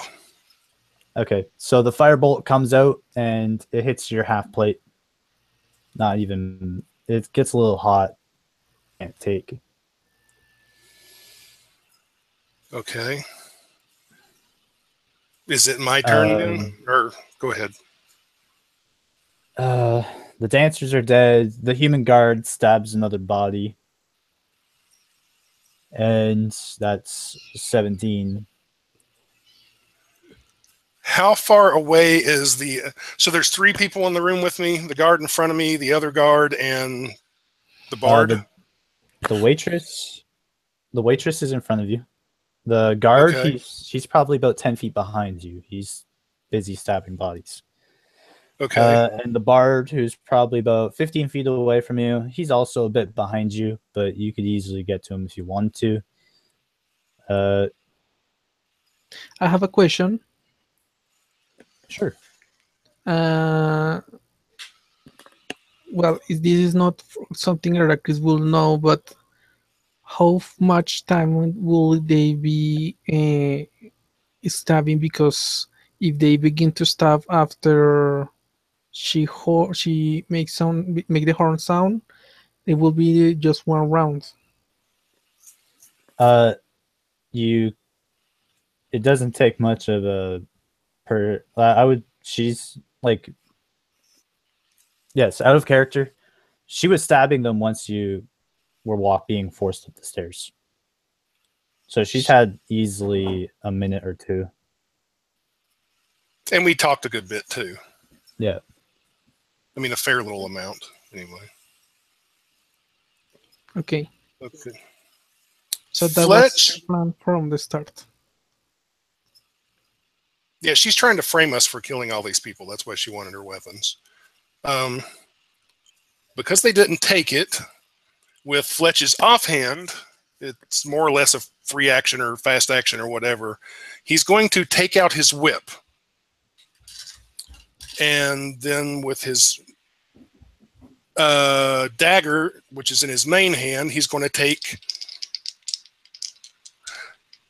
2 attacks on the maid in front of him. And I got a 17 and a 25, which was also a 19, which would be another crit. Yeah, so those both hit her. There's no doubt about that. She's not wearing any armor. She takes 13 more points of damage. Yeah. She gets, and it looks like that was nearing her limit, and then you whip her as hard as you can, and she just drops to the floor. No, I haven't whipped her yet. I just stabbed her twice with the dagger, and she took the 13 points from that. So the 2 stab wounds, that definitely makes her go unconscious. Okay. And then I'm basically going to turn around, and as a bonus action, I get an offhand attack, and I'll use the whip because it's got 10-foot reach, and I'm going to try to whip the other guard. Okay. I only got a 10 on that. I rolled real crappy, but at least he'll know I'm there and I can reach him. The guard kind of looks over.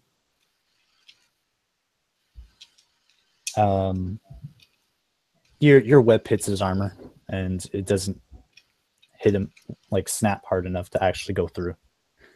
Yeah. With that, Ericus, it's your turn. So she's trying to hand you the pin. No, Aracris is not taking the pin. Aracris will. Aracris is going to use a shocking grasp. And Okay. while he's doing it, what? Yeah, that's it. Okay. While he's doing it, he says, I am not going to kill you. You have suffered a great loss from your husband, but does not justify this. That does not justify what you're doing, and you will have to answer the authorities. Does 17 hit? Yep. Remember that I'm attacking her to subdue her, not to kill her. Yep. Mhm. That's 8 of damage. Yep. You electrify her, and she stumbles back and slides against the wall. She's unconscious. And I have no actions left. I will move the. Oh wait! What is the other guard still in the door? Yeah, the 2 guards are still there. The one guard's just trying to stop his own bleeding, and the other guard's just freaking out. It says, do I get another speech, or was that in my speech? You can talk to them if you want. Yes, you can surrender, or face the same consequences. And I begin to get close to them. I will not engage them. Okay, so In case they run away, I have a little bit of less bridge, less space between them, but not gonna be in melee with them.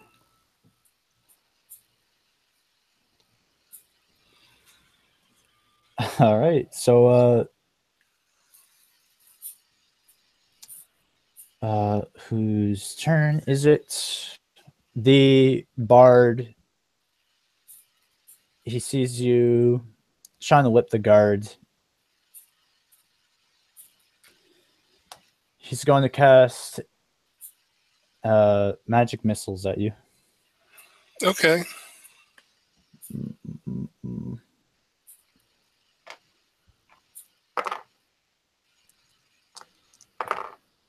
Uh, 9 damage. Okay. So these small magic missiles, they dart feet that they need to collide into you, leaving little purple sparkles as they disperse against your armor. All right. The other guard seems to be looking for some sort of cue, and he says, "Keep stabbing them, you fool." Takes his order and walks over to the next one and kills another one. Okay. So there's just one guard and the bard in the room now with me? Yeah, you know there's 2 guards upstairs, but you can Yeah. hear some scuffling going on there. The guard and the bard, how far apart are they from each other? I'd say about 15, 20 feet. About what? Or 20 feet. Okay.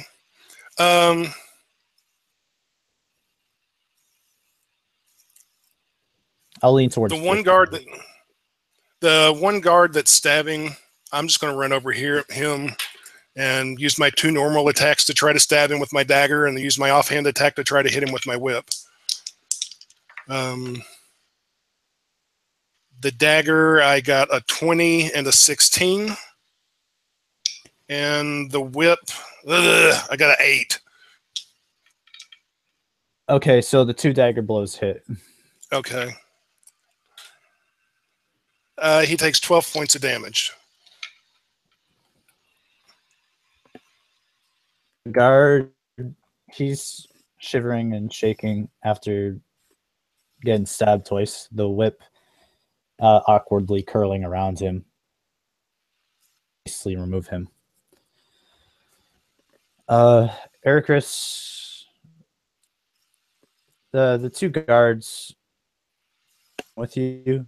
The one says, the one is panicking, the one that got stabbed. And he says, she told us if we could jump out the window. The one guard. Sorry. I couldn't hear you. The sound code. Oh, sorry. The one guard stabbed earlier. He's saying if she said if we drank these, jump out the window and be safe. And the other guard says it's a good idea. So the one guard, they both pull up potions. They drink them. Both run to the window. The attempts to jump through. Oh. Managed to jump through the single pane glass. And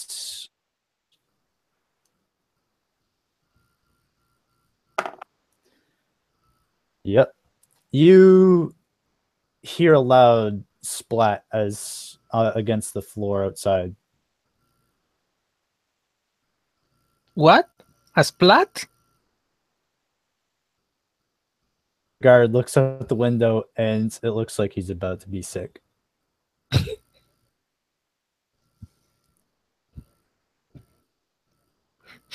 So basically, what does he do? Does he surrenders? Does he surrender? He's looking at you and it looks like he's preparing to jump out the window, but you can tell he's reluctant. Yeah, I see. It's your turn now. Yeah. Can Arrakis know how many are in the first flow from the Rukus, or he cannot identify how many are them? I would say make a perception check.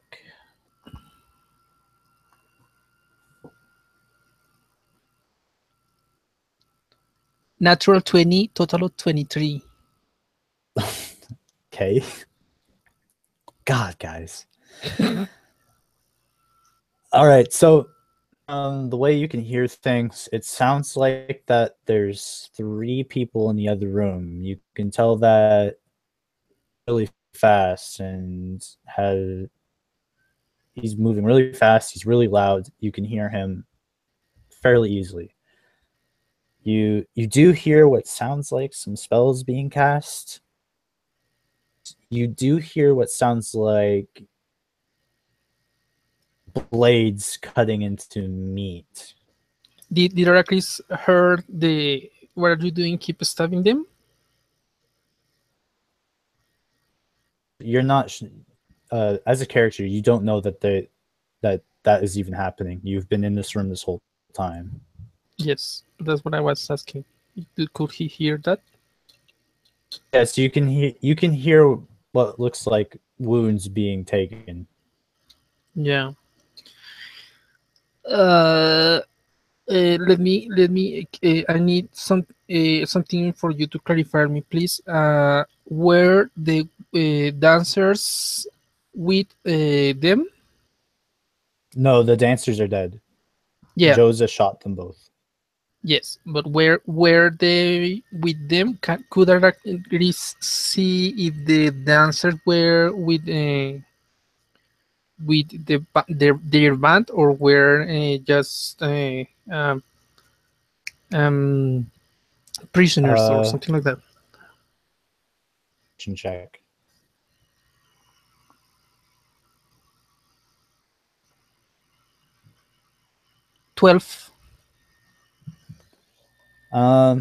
You can tell that they're employing the same strategy as before, except from what you know but what she's told you, she's probably acting on her own.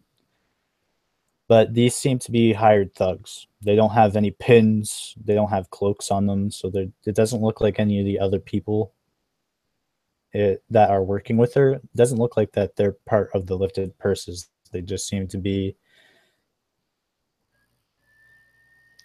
Yeah. decent fighters who just are caught up in the wrong business. So basically, what Aracris wants is to go see and help Fletch, but he's not sure what to do with the one who is in the He's room with him. the guard hanging out the window. He's still deciding if he wants to jump or not. Is hanging. He's kind of got his legs in between the window. Yeah, you see. I don't want to. I don't want to push him. I say. I even if you. I threaten him. Even if you made to the floor. When I get outside, you are going to be hunted. So stay here and cooperate and run toward the first floor.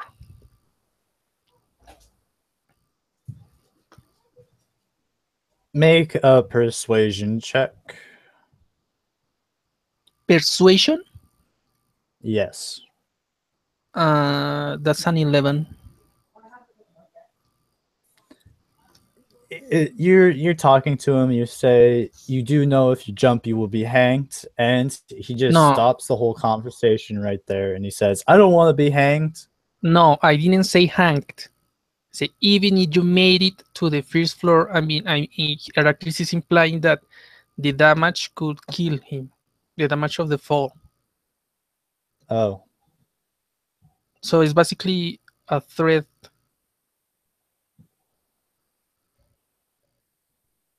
okay.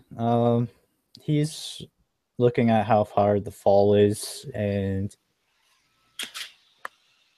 And his friend says- just went splat. yeah, he gets out from the window, and he's not really sure what he's supposed to do at this point. So he just kind of sits down in the corner. Okay. How far can Heracles go down? Is have 3 feet of movement. You could probably get to the railing outside of the room, Okay. so you would be overlooking the entire tavern. Okay. Oh, wait. So basically, he has sight on the people in the first floor. Yeah. Okay. Can he? So he will attempt to use an attack. How far? Which is the closest one besides for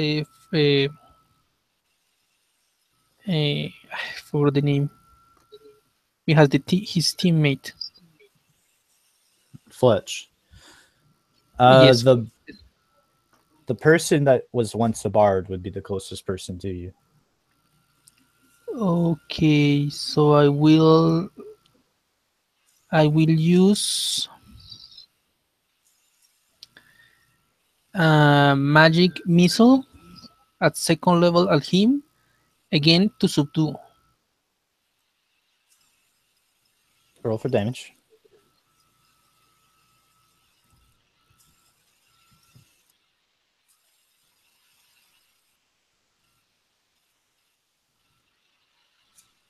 He gets 15 points of damage. So the missiles collide against the sorcerer, and he staggers and almost falls off the small platform that he's standing on. But he manages to hold his ground, and he looks up to you and snarls at you. Yeah, I know that.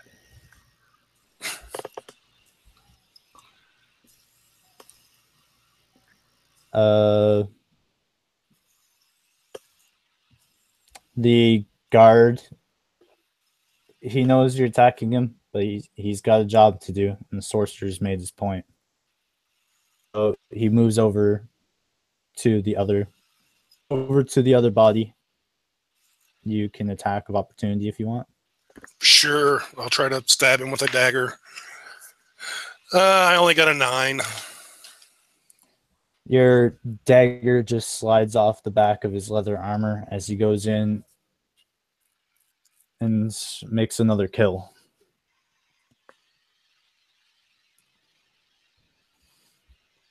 That brings us all the way back around to the sorcerer. Going to cast Scorching Ray. Ericus, does an 18 hit you? Yes.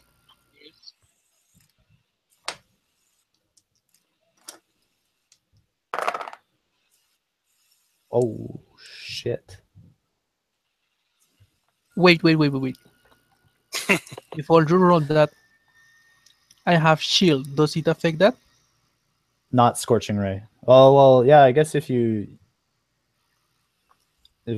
bolsters your AC enough to beat... I rolled an 18, so you would have to beat... I have, without a shield, I have 15. So plus 5 will be 20. Okay, well, with his spell modifier, it'd be 22.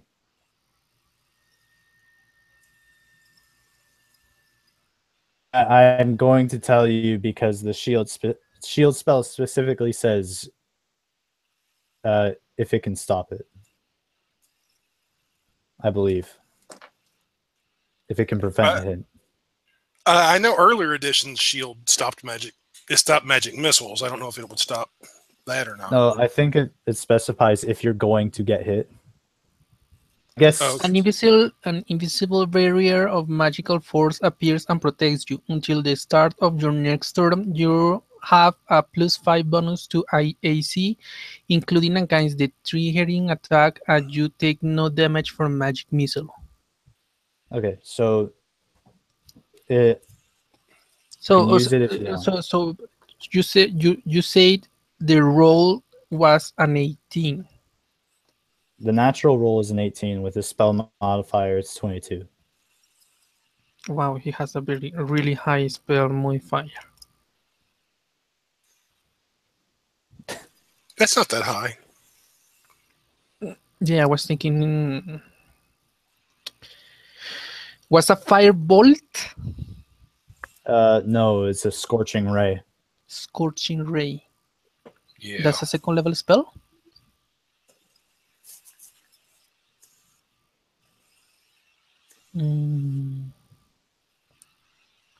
Well, basically he can do nothing, so I'm guessing he will just he catch him off guard. Okay. So you hit him with the magic missile, and he turns to you, snarls at you. He flings the Scorching Ray at you, and it slams into you, and is incredibly hot and scalds you for 22 points of damage. I am unconscious. Turns to Fletch and throws his fire at him, but with only an 11, flies right past you. You Okay. move out of the way. Okay.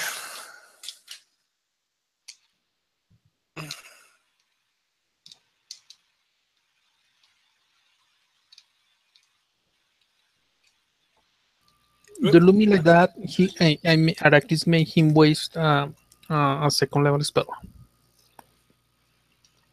Okay. I'm going to go ahead and stab this guard twice with my dagger. I got a 15 and a 12.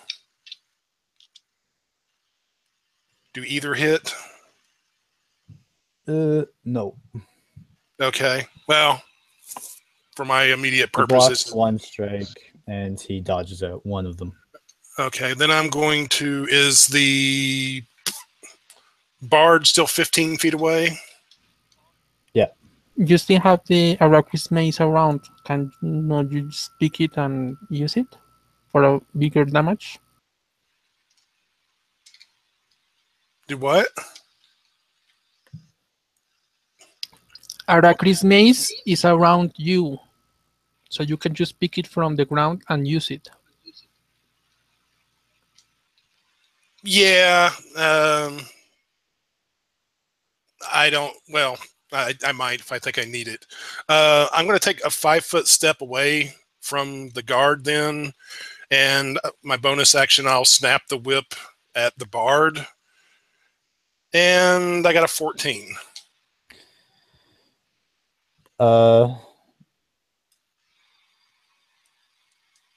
No, he raises his forearm to block the hit, and it's not for some normal person that would be still a dangerous strike. But you hear when it cracks against his the forearm, sounds of scales. Oh, okay. Well, I didn't hit anybody this round. All right. The guard walks over to the last body and finishes it off. The sorcerer, he's going to shoot another magic missile at you. Okay.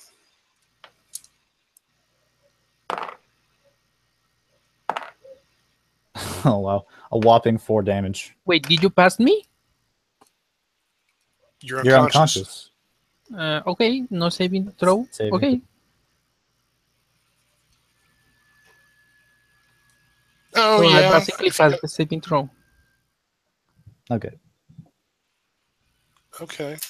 My bonus action, I'm going to snap the whip at the bard again. Oh, well, I got a 24 that time. Okay, that's a hit. For 4 points. 4 points of damage. Gives him a nasty gash.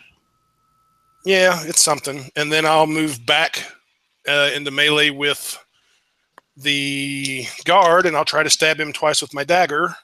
I got a 21 and a 16. Both of those are hits. Okay. He takes 13 points of damage. Yeah, that's back once. He gets a little groggy at first. He turns around to see who you are, and you stab him again in the shoulder, and he drops onto his knees and passes out. Okay. The sorcerer's kind of realizing his options are rather limited, as you appear to be more agile than your friend up on the stairs. Alternative, and he's going to fling 2 scorching rays at you. He flings what? He flings a scorching ray at you. Okay. And both of them miss. He shoots them both at you, coming out of both hands, but they just go cross over each other and hit the wall. Okay. You can hear movement outside, like on the upstairs, but nothing relevant here. It's your turn. I'm just going to smile at the bard and say, "You're fucked." And then I'm going to run over to him and try to stab him twice with my dagger and hit him once with the whip. The dagger, I got a 12 and a 21. And with the whip, come on. The whip, I got a 22. 21. Yeah, they all hit. Okay. Shit. Yes. For a total of 16 points of damage. Yeah. Just the first attack knocked him like first attack knocked him out, and then your other 2 strikes were just extra. Okay, Oh, Araki okay. has to fail it fail it death saves. And then I will run over to my companion, and I will use my healer's kit on him to save his life. Okay, you start and you run up the stairs. You realize he's getting cold. It doesn't look like he's gonna hold on for much longer. You do what's instinctual and start. That's why I carry a healer's kit for stuff like this. It won't give him any hit points, but it'll stabilize him. So you're stabilizing him. Wait. You were the Araki show off his healing potion when he was on the woods tracking the bandits. Oh yeah, if I see he's got his healing potion, I'll give him his healing potion. Okay, yeah. So you're getting ready to use your healing kit, and you see this potion just resting on his belt, and you pull it off of him and you feed it to him. Okay. I believe that's 2d4 plus 4. Plus the 2d4. Wait. 2d4 plus 2. Okay. If I rolled it, I got a 7 altogether. Okay. Right, so you recover 7 HP and you stabilize. You're becoming conscious. Okay. And while I'm at it, I'm going to go ahead and take a second wind and get back some HP myself. You Aracris is looking around. Okay, yeah. I got 16 points back, so I'm pretty much, I'm back to full. You're looking around, and you're noticing just the utter bloodbath that's down there. Yeah. There is one alive in the room, the second room, in the room we were in the second floor. We must capture it and use him as for him to testify that what has happened here, and we'll try to look for Sark. So do you guys split up? Fletch was going to go upstairs and Yeah, see you're upstairs. You're on the rail, and you gave him his healing potion. Is there still a guard upstairs? Yes, that's what I'm saying. I directly say that to Fletch. Yeah, that's what I thought. There is a guard. The 2 guards attempt to jump through the window. One fell, and I think he did by the sound it make. The other one is still in the room. We must capture him and use him as for testimony for what has happened here. Go capture him. I want to check if I can save anyone who is down. Yeah. The upstairs, the ranger's down. Yes. If I see the pin there, I'm going to pick it up and pocket it for the time being. So basically, you're standing there, and you're about arresting this guard, and you look over, and he's just watching you. And you can see the fear kind of light up when he hears that you guys plan on capturing him. I'm like, drop your weapons. Look at it this way. You can either die now, or you can go before the court system and take your chances, and maybe you'll find some opportunity to escape or something. Or like I said, you can die now. The choice is yours. I shoot at him. Is she still unconscious? Yeah.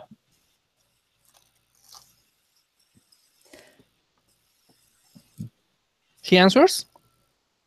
And there's nothing to answer. Yeah, she's still unconscious. She's laying on the floor. He's just looking at Flint or Fletch. He doesn't know what's. Is he Okay. still holding a weapon? He's looking at his longsword. You're giving him this choice. He doesn't look like he knows what he wants to do. Bad idea. No, Arrakis will move to the guy and make him drop. Take his hand and make him drop the sword. All your companions have already fallen. You start walking towards him, and he starts backing away. He starts heading towards the window again. I just want to put your sword down. If you go out the window, I'm just going to jump out and follow you. He's. You're not getting away.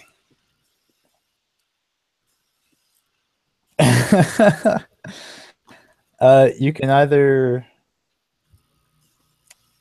I don't know. Use whatever social skill you want to use. Intimidate, diplomacy, or persuasion and intimidate. Pick one. It doesn't really matter much. I got another natural 20. So which one are you using? We're getting the intimidate. Yeah, we're doing really well on like the social roles. It's the combat roles, but as well on. Yeah. And initiative, yeah. Do you have any bonuses to intimidate? Not a 1. Okay. Does it help that Arrakis was with him? He's looking at you. He's not scared, but he says, what do you want me to do then? Drop your sword and get in your knees. And I'll promise not to kill you. He's thinking about it, and he nods his head. He drops his weapon, drops his shield, and he gets down on his knees. Okay. As soon as he does it, I take the sword, put that away, and move down the stairs and check if I can save anyone. I'm going to take a rope off. I'm going to take a rope off the unconscious stranger and at least tie this guy's ankles together so he can't run. Does he? It's just like, look, don't tie me up. Just do what you need to do. Just say what you need to say, but just don't tie me up. I'm not tying you up. I'm just tying your ankles together so you can't run. Because if you do run, then I'll have to run you down and kill you. And I'm not in the mood to do that. I don't want to kill you and you don't want to die. So he said, all right, let me help you. And so he helps you tie up his feet so you can't run. Okay. Check it, make a check. I will. I'll double check it. Then I'll take him downstairs and plop him in a chair and all right. I'm going to get our weapons Dude. And try to wipe them clean of blood as much as possible. So as you're tying them up and as you're looking for anyone to save, the only person I miscounted actually, so that's a good one because I forgot about Zark, but at the same time he was earlier.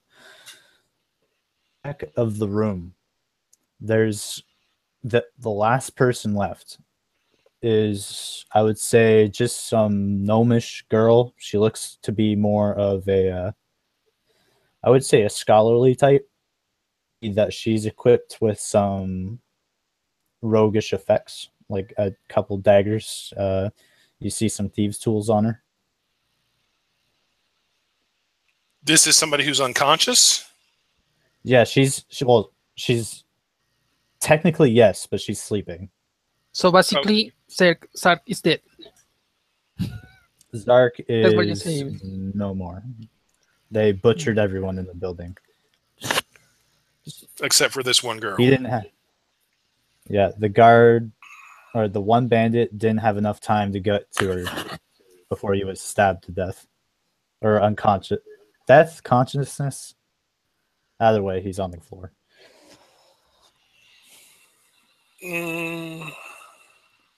Well, that Thank- sucks. yes. Has not the familiar return? Which hour is it? It definitely hasn't been that long. It's been about, this whole thing probably took about 10-15 minutes. It's like, I would say like 1,000. I would say about 2,000 feet away. Well, if there's nobody else to save, I'm not going to wake that gnome. Fletcher, go open the front door and look outside. You see, just after that war horn, you see guards just Wait. hustling What? down. They did not enter? The watch? No, they're still running. They're just responding. Like you can see them probably about 200 feet away. You can see some citizens pointing to where they heard the noise. Fletcher, wait out front for him. So you see the two familiar faces of the who helped you take away the dwarf that you captured before, and the elven archer that was with him. They're both in uniform, but you can tell that the dwarf is really sleepy or possibly hungover. I'll throw I'll throw, because they'll know what they look like. I throw one of the pins. Or that pin I took off the ranger upstairs. Okay, so the dwarf runs up to you. He's panting, so you throw it to the elf. I'll be like, before you go in, it's a massacre. We got the lady who wore that pin. She should be upstairs alive, but she's unconscious. She's responsible for all of this. And we caught alive one of her cronies too, some guy she hired, I guess. But before you go in, I'm just giving you a warning. There's a bunch of dead people in there. Persuasion check. Okay. I got a 2. Wait, what? So you're just saying it's a massacre. Like, we caught the person who is involved, and the dwarf is catching his breath. He's like, hold on a minute, let me. And then he said, hold on, give me a minute. And the elf says, sir, his knife is bloody. Yeah, because we were fighting the people that were working for the lady who had that pin. Heracles is inside, mourning the loss of his lackey. Okay, so you're inside, you're mourning Zark. The dwarf says, look, I know who you are, love your tavern, but I have protocols. Okay. Not the first time I've been in jail. He says, I'm not going to put anything on you. And the elf just gives him a stern look. He's like, all right, fine. He's like, we're going to put manacles on you. Okay. And he puts them on your hands, and he takes you back inside with him. He just sees you guys walk in, and the dwarf just looks at the room, and he says, by Morrigan's beard. Exactly. They took us prisoner. I'll just tell him they took us prisoner upstairs while they killed all these people after drugging them, and we managed to break through and fight our way back down and kill all except for the couple that we have left. Where were you? Why took it so long for you to come here? I almost died trying to stop these guys. If it were for my friend Fletcher. The dwarf says, okay, well, first of all, this was my night off. I was actually just coming from a bar. Me too. Me too. It was my night off. Yeah. I'm going to sit down in a chair unless they stop me. No, the elf sees you move, and you can see him instinctively reach for his weapon. I'm sitting down. Which just take a seat beside him. He's like, oh, he sheaths it. The dwarf says, as long as you two don't do anything crazy. And he starts walking around. He silvered rapier. He says, assuming this is yours. It was, yes. He puts it on the bar. The barkeep is just hiding. He's still he knows what's going on, and Oh, there's another one alive. Yeah. just the owner of the store, and he's like, he's afraid for his life, but you know he should be more afraid. You can come on out. If you didn't have anything to do with it, then fine. If you did have something to do with it, you're probably going to hang. Did any of them live? Any of who? Anywho, Them. them. And he looks who? over the bar and he sees just this disgusting bloodbath, and he's like, actually, not the worst I've seen. Nope. And look at it this way. Your business is going to go up because this will be the famous place where the massacre happened. I don't know. I think Second massacre. I think he's Okay, he's second massacre. going to go down. I mean, this All right. makes a very bad reputation. How could you let it happen?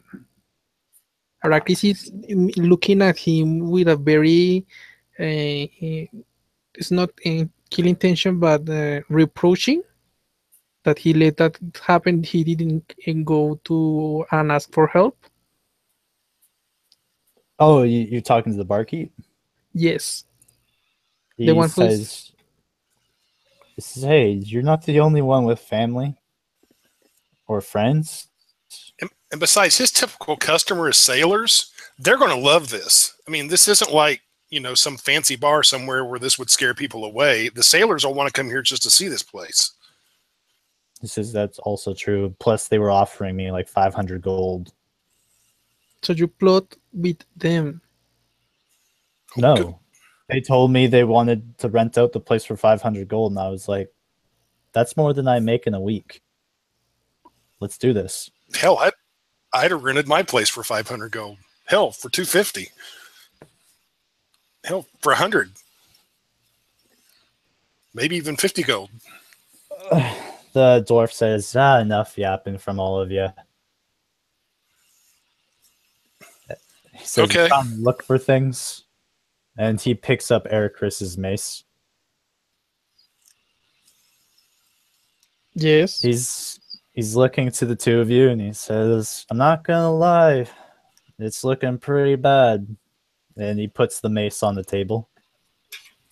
Okay, well, I plainly told you we got in a big fight. There's going to be blood. See, look here at my armor. See that black spot? That's where I got hit by some magic thingy. Do you look these clothes? They were burned. Do you think I will burn myself? He says, I've seen crazier things come out of taverns. You're not even looking at this at the first suspect, the ranger that is upstairs. Ooh. And Says, you knocked her out, right? you better check out. She could be escaping right now. She was unconscious the last time I was upstairs. He sighs as he starts heading up the stairs. Yeah, you hear him, Who went upstairs? the sergeant. the Okay. dwarf. What's the elf doing? He's just standing guard, watching the front entrance, making sure you two don't leave. Okay. He's pretty stoic. Even this sight doesn't seem to be disturbing him. Okay. You can hear some manacles being moved around upstairs. And you hear, oh, she's heavy. And then you see him carrying her over his shoulder. And if you will notice, there were two young ladies upstairs both dead by arrow shot. He says, I can't be making any judgment calls.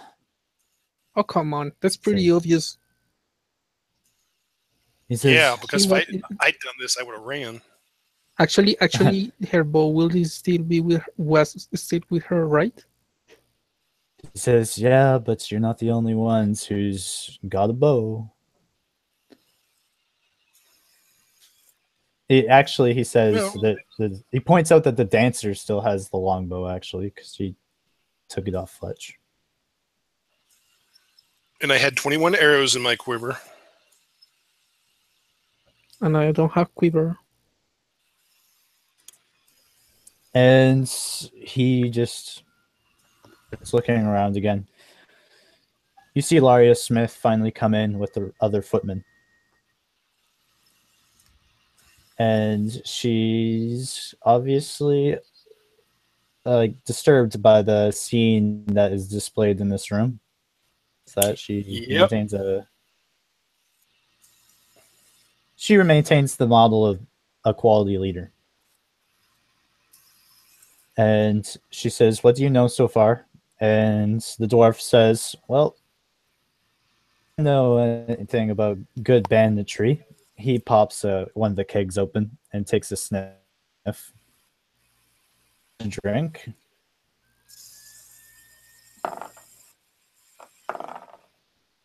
Okay.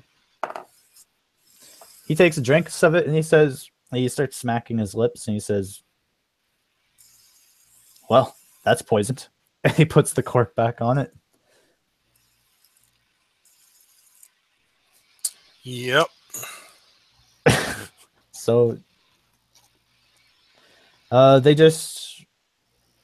the sergeant is looking around. He says, well, from what I can tell,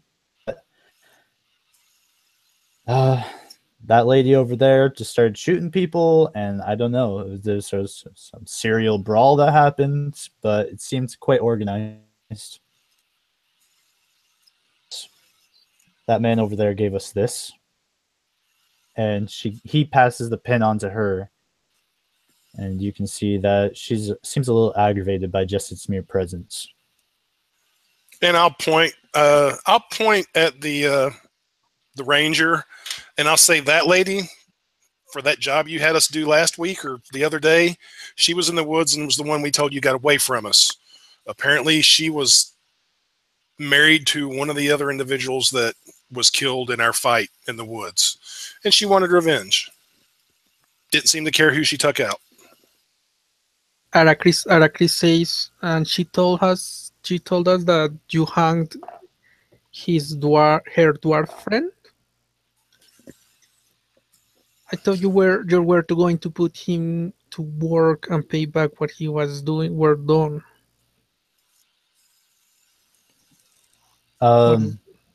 Yes, he's a bandit. There's not much I can do about that. Once they leave my custody and go to the jail, that's all my work is done. But from my understanding of the legality of Illumina, is that if you're tried as a bandit or war criminal, which are pretty often, then you get hanged. That's a stupid law. How the right thing to do was to keep him alive so he could tell about their teammates, the people who were with them, and give more intelligence. He could he would have been a proof to capture and get proof and source to capture and get others like her. Yeah, maybe, but now we've got her. At least do not kill her until you get the whole information. And Fletch is going to try to do something stealthily. While everyone's talking, he's kind of looking around just whenever he gets a chance and nobody's like actually eyeing him. He's going to take out his thieves' tools and pick the manacles on his wrists. He's not taking them off. He's just unlocking them. He's going to leave them in place, though, so anybody looking at them would still see them there. All right, roll stealth. Yes, natural 20. Got a 26. Okay, so easily. Well, now you have to make a thieves' tools check, but yeah. On that one, I only got a 12. So you're kind of picking away at this. You're doing it expertly. You can't seem to get the right tumbler going. Every time you get close, it just flicks back. Okay. Now I'll just, since I got such a good stealth, I'll stealthily hide my thieves' tools again. Oh shit. Captain Laria just says again, I'm not in the business of interrogating the prisoners or putting them into trial. I just make sure they get sent to the jail. No, you want to talk about laws and business. Then just don't, and then you must not take her. We must then take her with us to the guild and imprison her ourselves, interrogate her ourselves, and get information we need about her and about her organization, because this was a mess, and it could have been even prevented if you were good enough on your skills and do not let that dwarf die. Well, while I agree with this sentiment, I'm not sure we have any kind of legal authority to do that, and I'm not sure the captain has any kind of legal authority to allow us to do that. Don't you have contacts? Not those. I have lots of contacts. I'm not saying to Fletch. I'm saying to the lady captain lady. She says Fletch is right. I don't have any authority to do that, and I don't think the guild, even if I let the guild take this, now that it's been an official attack on against them, they're not anything that you gained from her would be nothing, because it would be a personal vendetta against her and whoever she was working with. And in the case of a court of law, we can assume that if no one else is there, then you fabricated all your evidence. Well, because I've been through the process a few times, when they take her to the jail, when she gets to the jail, they're not just like going to hang her immediately. I mean, we do have an interrogation process while we have her in custody, but most of the interrogation goes on in the prison itself. But as far as I know, since she says, and since now that the pin is not actually on her body, I can't even identify her with the lifted purses anymore. Of course, look at the clothes and see where the clothes are damaged. I do not take her down with swords, with weapons. I had to took her, choking her down with magic. The dwarf says, "Do you know, lad, what it looks like? It looks like you guys got brought up there by the guards. By the way," one of them jumped out the window. The crossbow, one of the dancers shot her with a bolt. She killed them both, and then you shot him. Did you? Yeah, you hit her with magic missile. She got pelted by magic, and then you punched her in the face and knocked her out. Was in the area, but she wasn't wearing it. And the pin wasn't on her person. Okay, so let's say your little theory is true. Why would we do that? What do we possibly have to gain from that? And keep in mind, we weren't the ones who paid this guy 500 gold to have this party tonight. As of like 4 or 5 hours ago, we didn't even know there was going to be a party tonight. The dwarf says, I didn't say anything about you. I'm just saying there's a lot of evidence that just says that that she might not even be involved. If she was involved with these fellas that you claim you defeated, Look, then there's a known lady in the back who's still alive. Yeah, but she was unconscious Yeah, during the whole thing. She's still unconscious now. He says, and I'm not saying that you guys did anything. I'm not. DOAG is not exactly a big fan of. He slaps the tub of kegs that's in beside him. And he says, using poison. Not usually, no. Well, and there's always this, though. I can't necessarily expect him to tell the truth. But hey, what do you have to say? And I'll point to the one guard whose ankles we tied together. He's in the room. He says he's just scared. He's like he's in a bad spot. He's either you point him out. And he's like, yeah, and I gotta go pull up her character sheet. Why did you do this to me? All right. She starts looking around herself. She starts examining the area, and she seems to pick up a few more details that the dwarf didn't notice the first time. And when she points them out and approves to the only surviving member of this bandit group. And I wouldn't wake her up here unless you have to. Not Joza, the guard of the tavern. Oh, okay.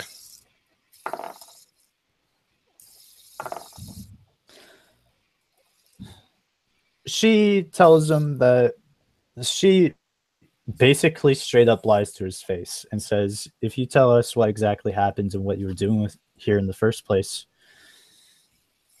maybe we can let you off light. And he's like, really? And she puts on she gives him the cutest look, and you can see his face gets all embarrassed and flustered. And she says, I'm the captain. I can put in a few good words for you. And he says, oh, well. Fletch raises his hands just to cover his smirk. So he spills the beans. He says that she was there and she hired them to do all of this stuff. His job was to make sure that, and he actually spells most of it. He says, I was actually just hired to make sure that anyone who showed up and he holds up a bunch of, actually, he reaches into his back, like small satchel, and he pulls out a bunch of scrolls and he hands them to her. And she looks at them. And she passes them to the dwarf. And Captain Laria looks to the two of you and she says, she draws really well. And she shows you each a scroll, a piece of paper that's rolled up, and it's basically a really good sketch of both of you. Only us? Oh, I'm better looking than that. only the two of us? Well, there's more, but of course, Aelwyn isn't here, and so he can't be really targeted if he didn't show up. Besides, Aelwyn has a mustache. Nice, big curly one. He says if we came across any of these guys, we bring them up to the top floor. And we were supposed to frame them. Dwarf says, well, that was easy. Can I get these off now? The guard, the sergeant walks over and he unlocks her manacles. Thank you.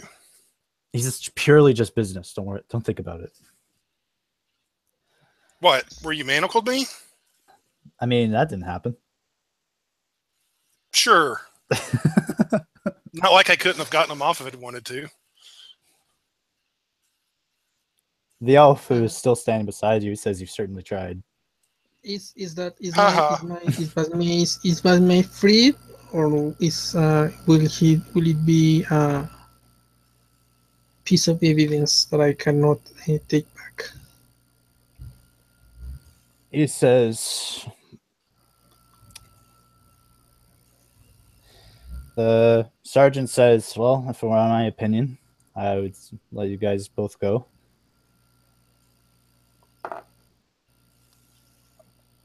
I want to check. I want to inside check the captain that when because of the face she made when she saw the pin. Oh, yeah. By the way, and I'll point to the pin, then look at her and say, you owe us 50 gold.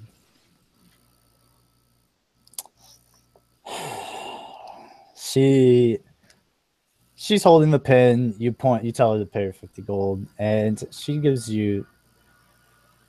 gives you a half smile. Mm-hmm. She says, be careful who you talk to. I might throw you in jail. I get 16 on insight. Does she know more that she's telling?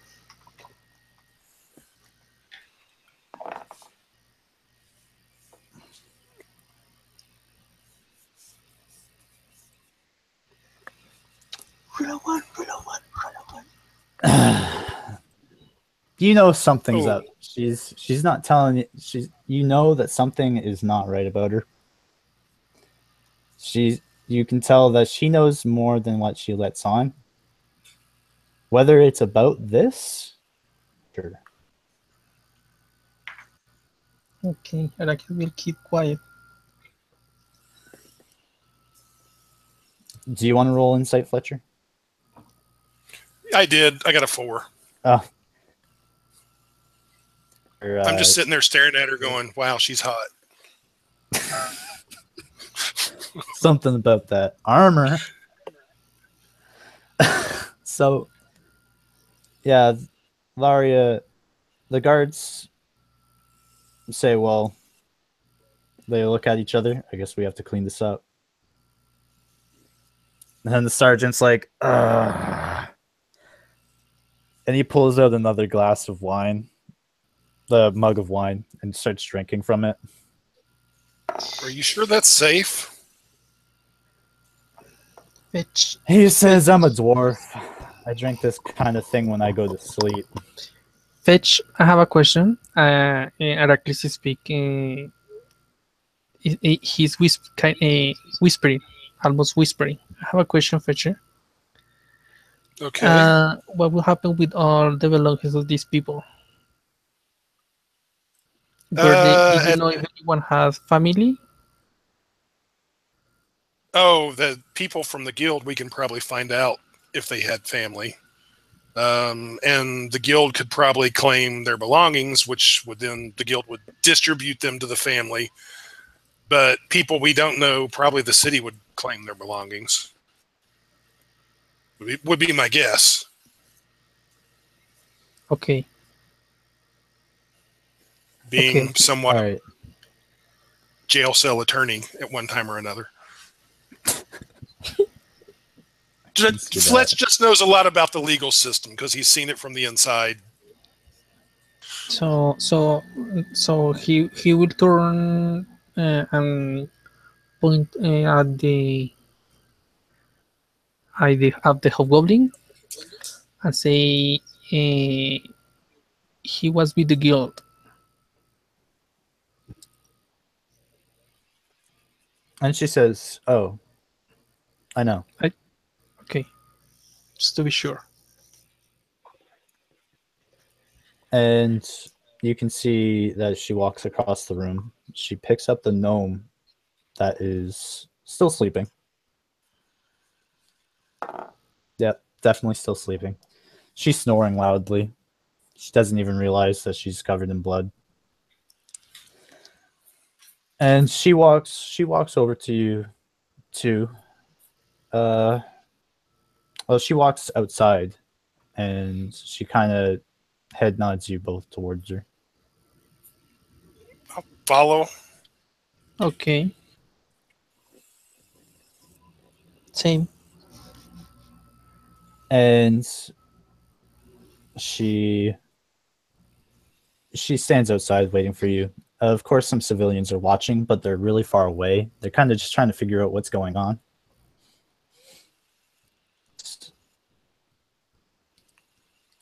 She says, "This is... I don't even know how to explain how this happened.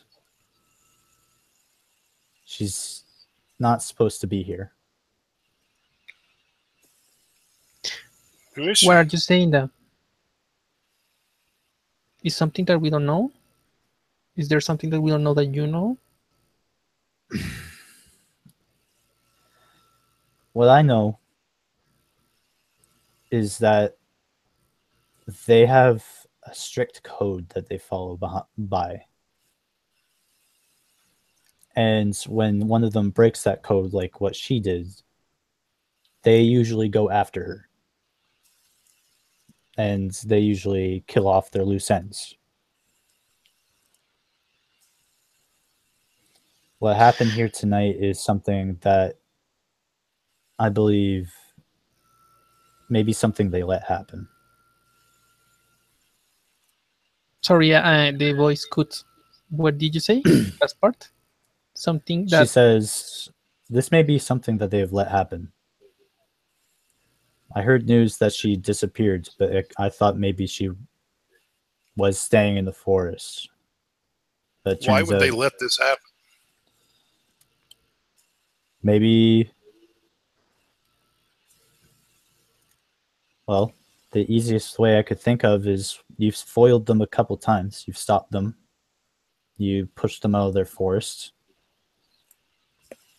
Maybe when they found out that she was coming for you, they decided that perhaps it was best to let them...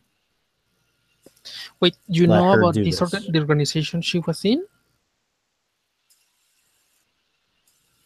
She says, "I have a lot of contacts, and just like any good person in this city." Yeah, inside check. Okay, roll. 14.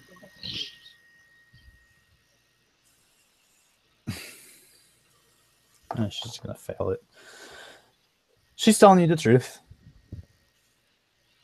So basically, Arrakis does not sense anything else of what She she's saying. says, she tells you, she's actually, might as well. She says, "I know so much about these people because I used to be one of them."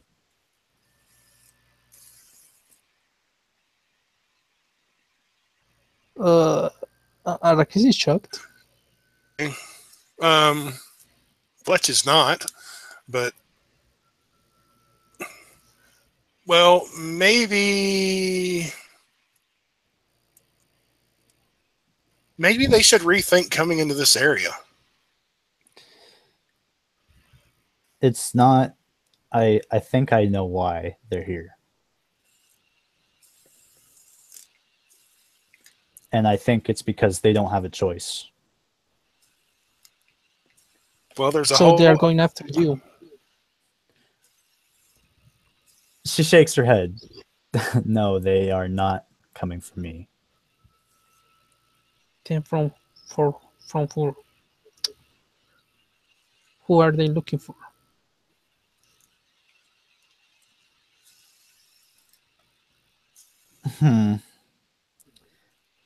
She says, "If my contacts are right, and which they're usually pretty accurate, I would say that they're looking for somebody that among you. And I feel like that I should tell you who he is."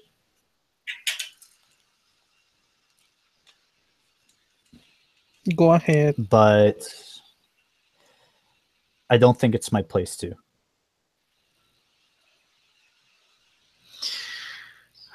But I will tell you Okay, one so- thing. Yes. She's not from this continent. What? Okay. I couldn't hear.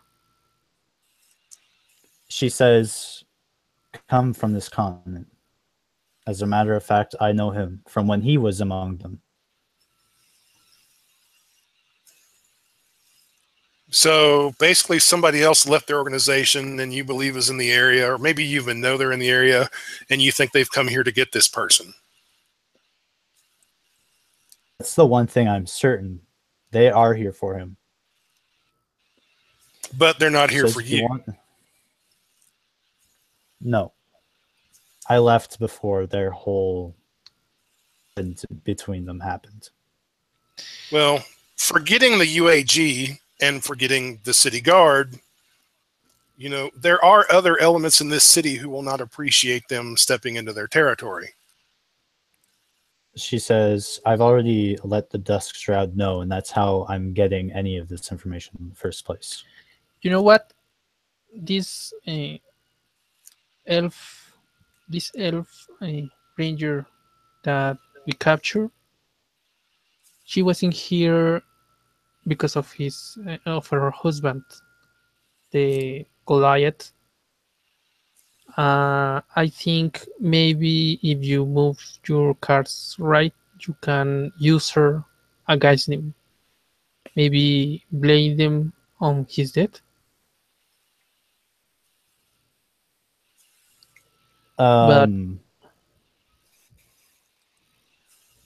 She says, I don't think that's... I'll try, but her sight's set on you already. Yeah. Well, they keep sending people and they keep failing, so either we're very good at our job or they're just very bad at theirs, or a little of both. You said Well, it. You said it because you have experience on this adventure business, but I'm still starting, and I'm worried about my lady. So I think we should get to prevent. We have to get ready and to prevent more damage, more people dead. Let me tell you that I'll give you. She's starting to feel bad. Anyone want to say anything to her? You look. Okay. If no insight check required. You know something's up. If you need to talk, we can do that. I'm not sure this is the time or the place, especially considering what is inside that building there. But if you need to bear something, we can go someplace else, or we can stay here and help clean up this mess and get through it, and then maybe tomorrow over coffee or something, talk about whatever you need to talk about. You bring that up with her, and she says, you take your friend home, and she offers you the gnome that she's been carrying this whole time. Okay. Fletch will take her. Make sure she's safe, and I'll meet you at the Silver Chalice. Okay. So, the gnome girl, she wakes up about an hour later, and she's a little groggy. You tell her the whole scenario. She's obviously upset and disgruntled because she lost her friends. But you walk her home all the way to the guild, and I would say that it's probably about 5 a.m. Did my familiar found someone, or was just a wasted effort? Basically, by the time you get there, and There's not too many people. You can see you meet Bellinor on the way back. Eleanor, No, where were you?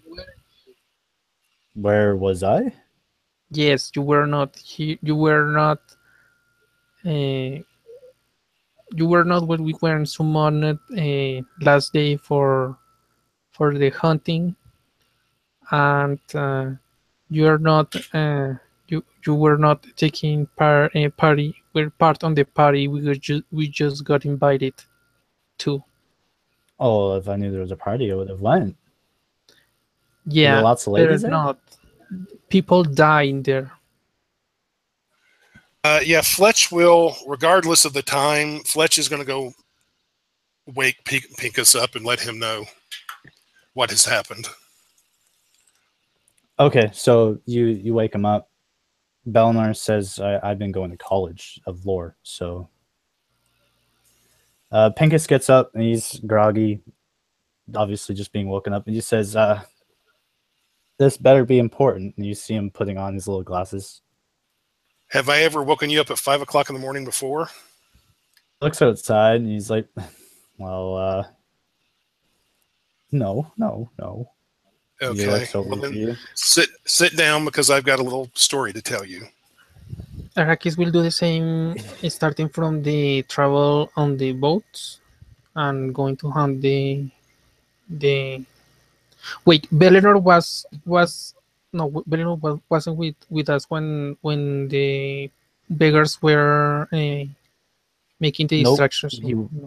he wasn't there when the beggars were there. He didn't help you with the bandits. Arrakis will start from there and begin to talk to him about the stuff for it to be clearer, the whole story, except Okay. the what the last thing the captain told us. He will hold that information. Well, yeah.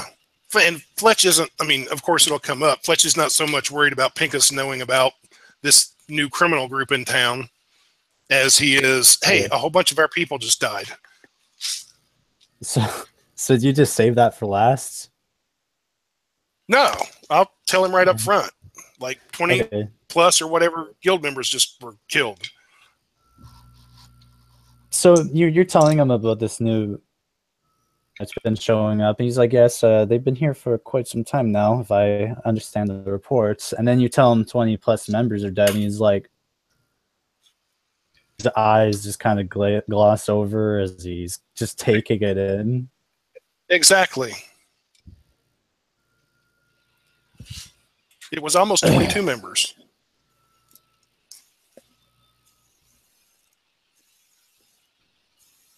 He says everything seems so official. It might be. He's even at he's 5 trying to recall the paper, and he says it had the magical enchantments and the wards. He's just taking it in. He's like, get down there then. And he starts flipping on his... I've got some place to be that may help us find out more information about all of this, and then I'll probably be down there myself if there's anything else to help with. All right. So, Ericus, you tell him all this, and you can see that he's visibly, like, for a moment, he becomes... And then after he soaks up all the information, he seems to kind of itchy. Peachy? Itchy. Like he gets nervous. Okay. He starts tapping his hands. He's a gnome. But No, Bellinor. Pincus is with you. Bellinor is with Ericus. Okay. After you guys swap information, you guys Bellinor to go cope, I guess, with the information, and Pincus obviously has to go all the way down to the Sea Dragon and get the names of the guild members and prepare their funerals and get their stuff done. So, as Silver Chalice, as you planned, or accepted at least. Fletch is going. Yeah, if Artis sees Fletcher, he will accompany him. Otherwise, no, he is going to wait for Fletcher.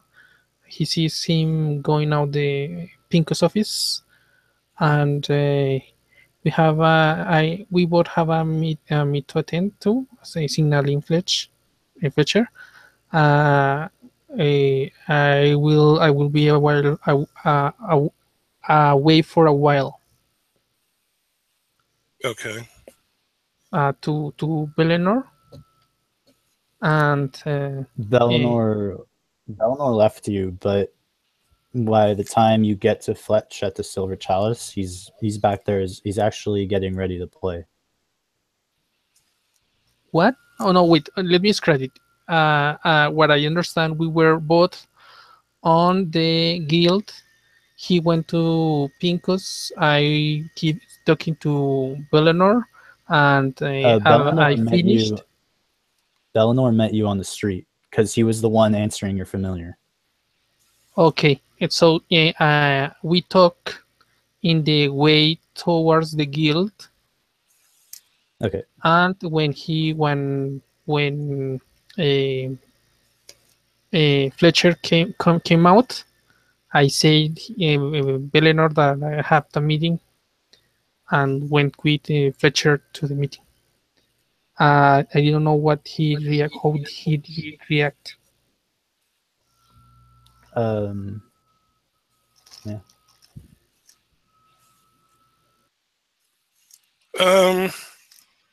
I'm actually going to tell Ericus. This is no offense against him, nothing personal, but I think I'd rather go by myself. Because I think the captain might be more willing to open up to me on her own than she would be if we sort of went there as a team. Do you want... So, basically you're saying me that I'm going to be an inconvenient. Sure. I will be staying here, reading my books.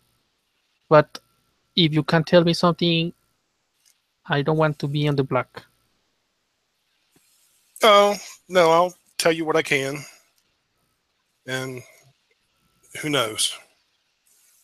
But yeah, I just think she'll tell me alone more than she would if we showed up as a group, even as a pair. Make it a little less official looking or whatever. Send my regards and my sincere concern to her. Bye. And he enters to the guild. All right. The guild is incredibly eerie. You can see that a lot of the seats are emptied now. You can see the more people coming in, and they're looking around. You can see that they're kind of confused. You know that there's a lot of people that haven't come back, and they are obviously worried about them. Asking the attendants, and the attendants don't know what's going on, so they just tell them to wait and make sure you get comfortable, and we'll have more news on it shortly. I won't tell anyone else except Bellinor. Anyone else, I won't tell what happened. That I think that's a job for Pinkos. Okay, so Fletch, you enter the Silver Chalice. Mario's there. She's wearing her helmet.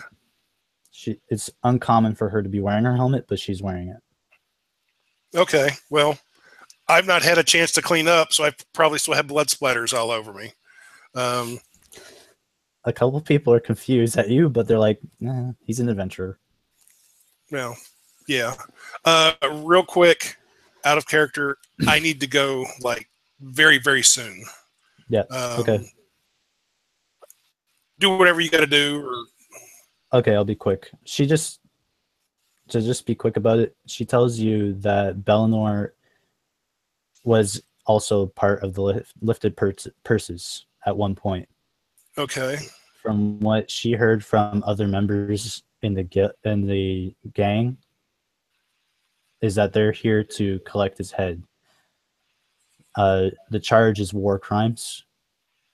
She says she doesn't know what exactly happened between them.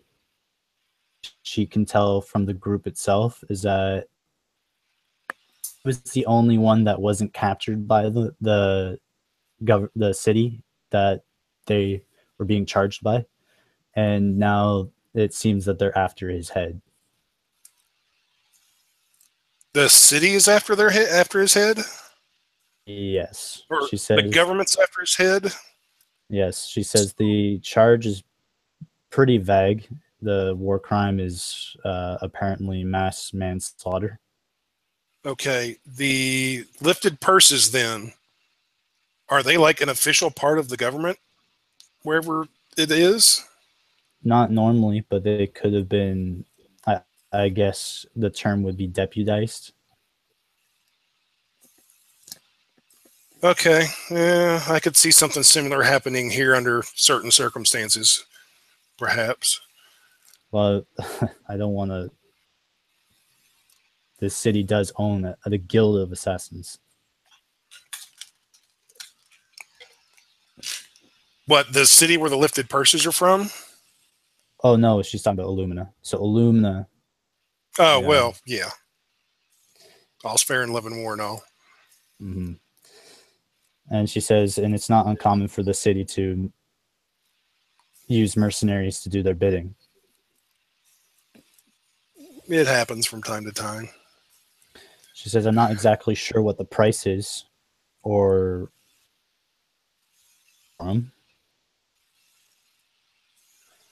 Is Bellinor someone to you? she says admired him secretly. And You what? She him secretly when I was working with him.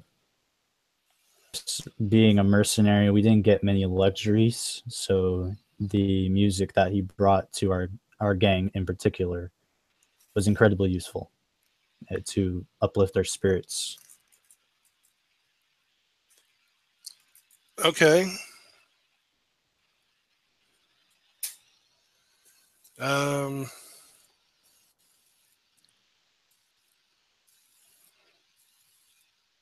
All right. Well, go ahead.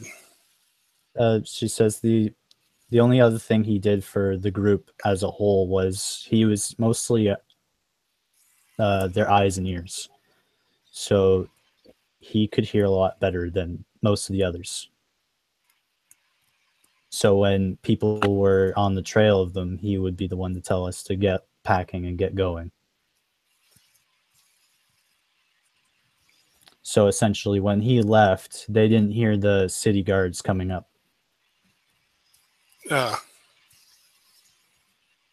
So who is it? Okay. I'm kind of confused.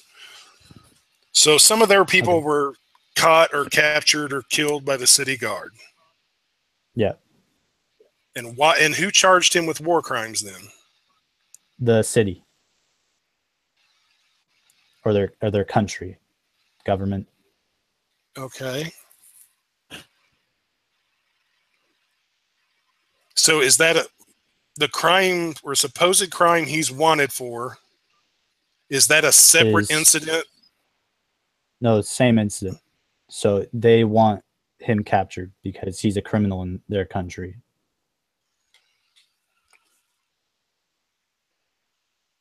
I'm not sure that makes sense to me. Okay, he left and his own people, or the lifting purses, were caught by a bunch of the city guards.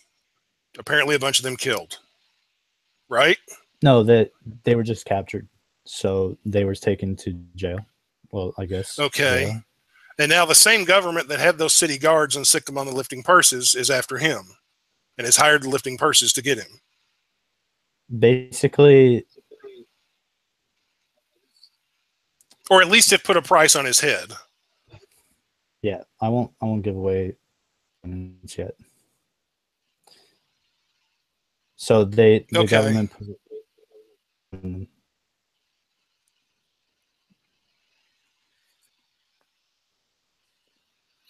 since they know him best, they know exactly what kind of places he'd go to.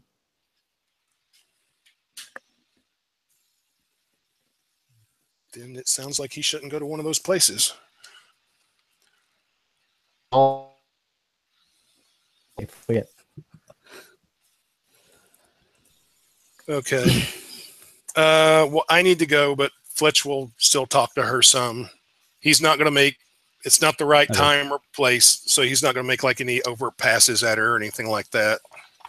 But then when he's done and they go their separate ways, he will tell her they need to talk again at some point. And he's going to go back to the dragon and help with the cleanup there and everything like that. She tells you that the next time something like this is going to happen, she'll be more straightforward and she'll share more information. She swears that she didn't know this was going to happen. No, I understand. The lady had lost her mind, apparently, when she lost her husband. So she bids you good morning. Okay. And I'll say good night or good morning or whatever, and then Fletch will be on his way. Yep. And with that, I need to go, gentlemen. Thank you for tonight. That was definitely entertaining. Will you not tell Arclis anything? Yeah, eventually. I mean, if you're back at the Dragon, I'll tell you then. If not, whenever we finish up there and I get back to the guild, I'll tell you at that point. Wait. Okay, so I'll just do a quick summary. So you go to the Sea Dragon, you help Pincus identify all the bodies, and you guys get a good comprehensive list. You guys head back to the UAG, which is a really tiresome and long walk and process. You get back around the next day in the afternoon. Pincus gets the guild, gathers the guild, and starts going over a eulogy for all the people that have been killed. He goes over them one by one. He goes over which appropriate gods that they used and praised to send them off in this sort of way, packaging their belongings and sending it to their families. As for Zark's belongings, he in a package and hands them to you. What belongings? The belongings of adventurers, gathering them all up and starts shipping them to their families. Okay. Fletch, you see Pincus handing a package to Ericus. I'm guessing that was the hobgoblin stuff. Yep. And when we get a moment, probably after all that, Fletch will make sure to fill Ericus in on what all he learned from the captain. Oh. And with that, do you have to go, or is there anything else you want to say? When he gets a point 2, he'll make sure to tell Pincus what he knows. Okay. And with that, I will go. But thank you again, and I may see some of you gentlemen tomorrow. All right. All right. Thank you for joining. Thank you for playing. And I hope everyone has a good day and a good night. Thanks. Bye. Good night, guys. Thank you. Good night.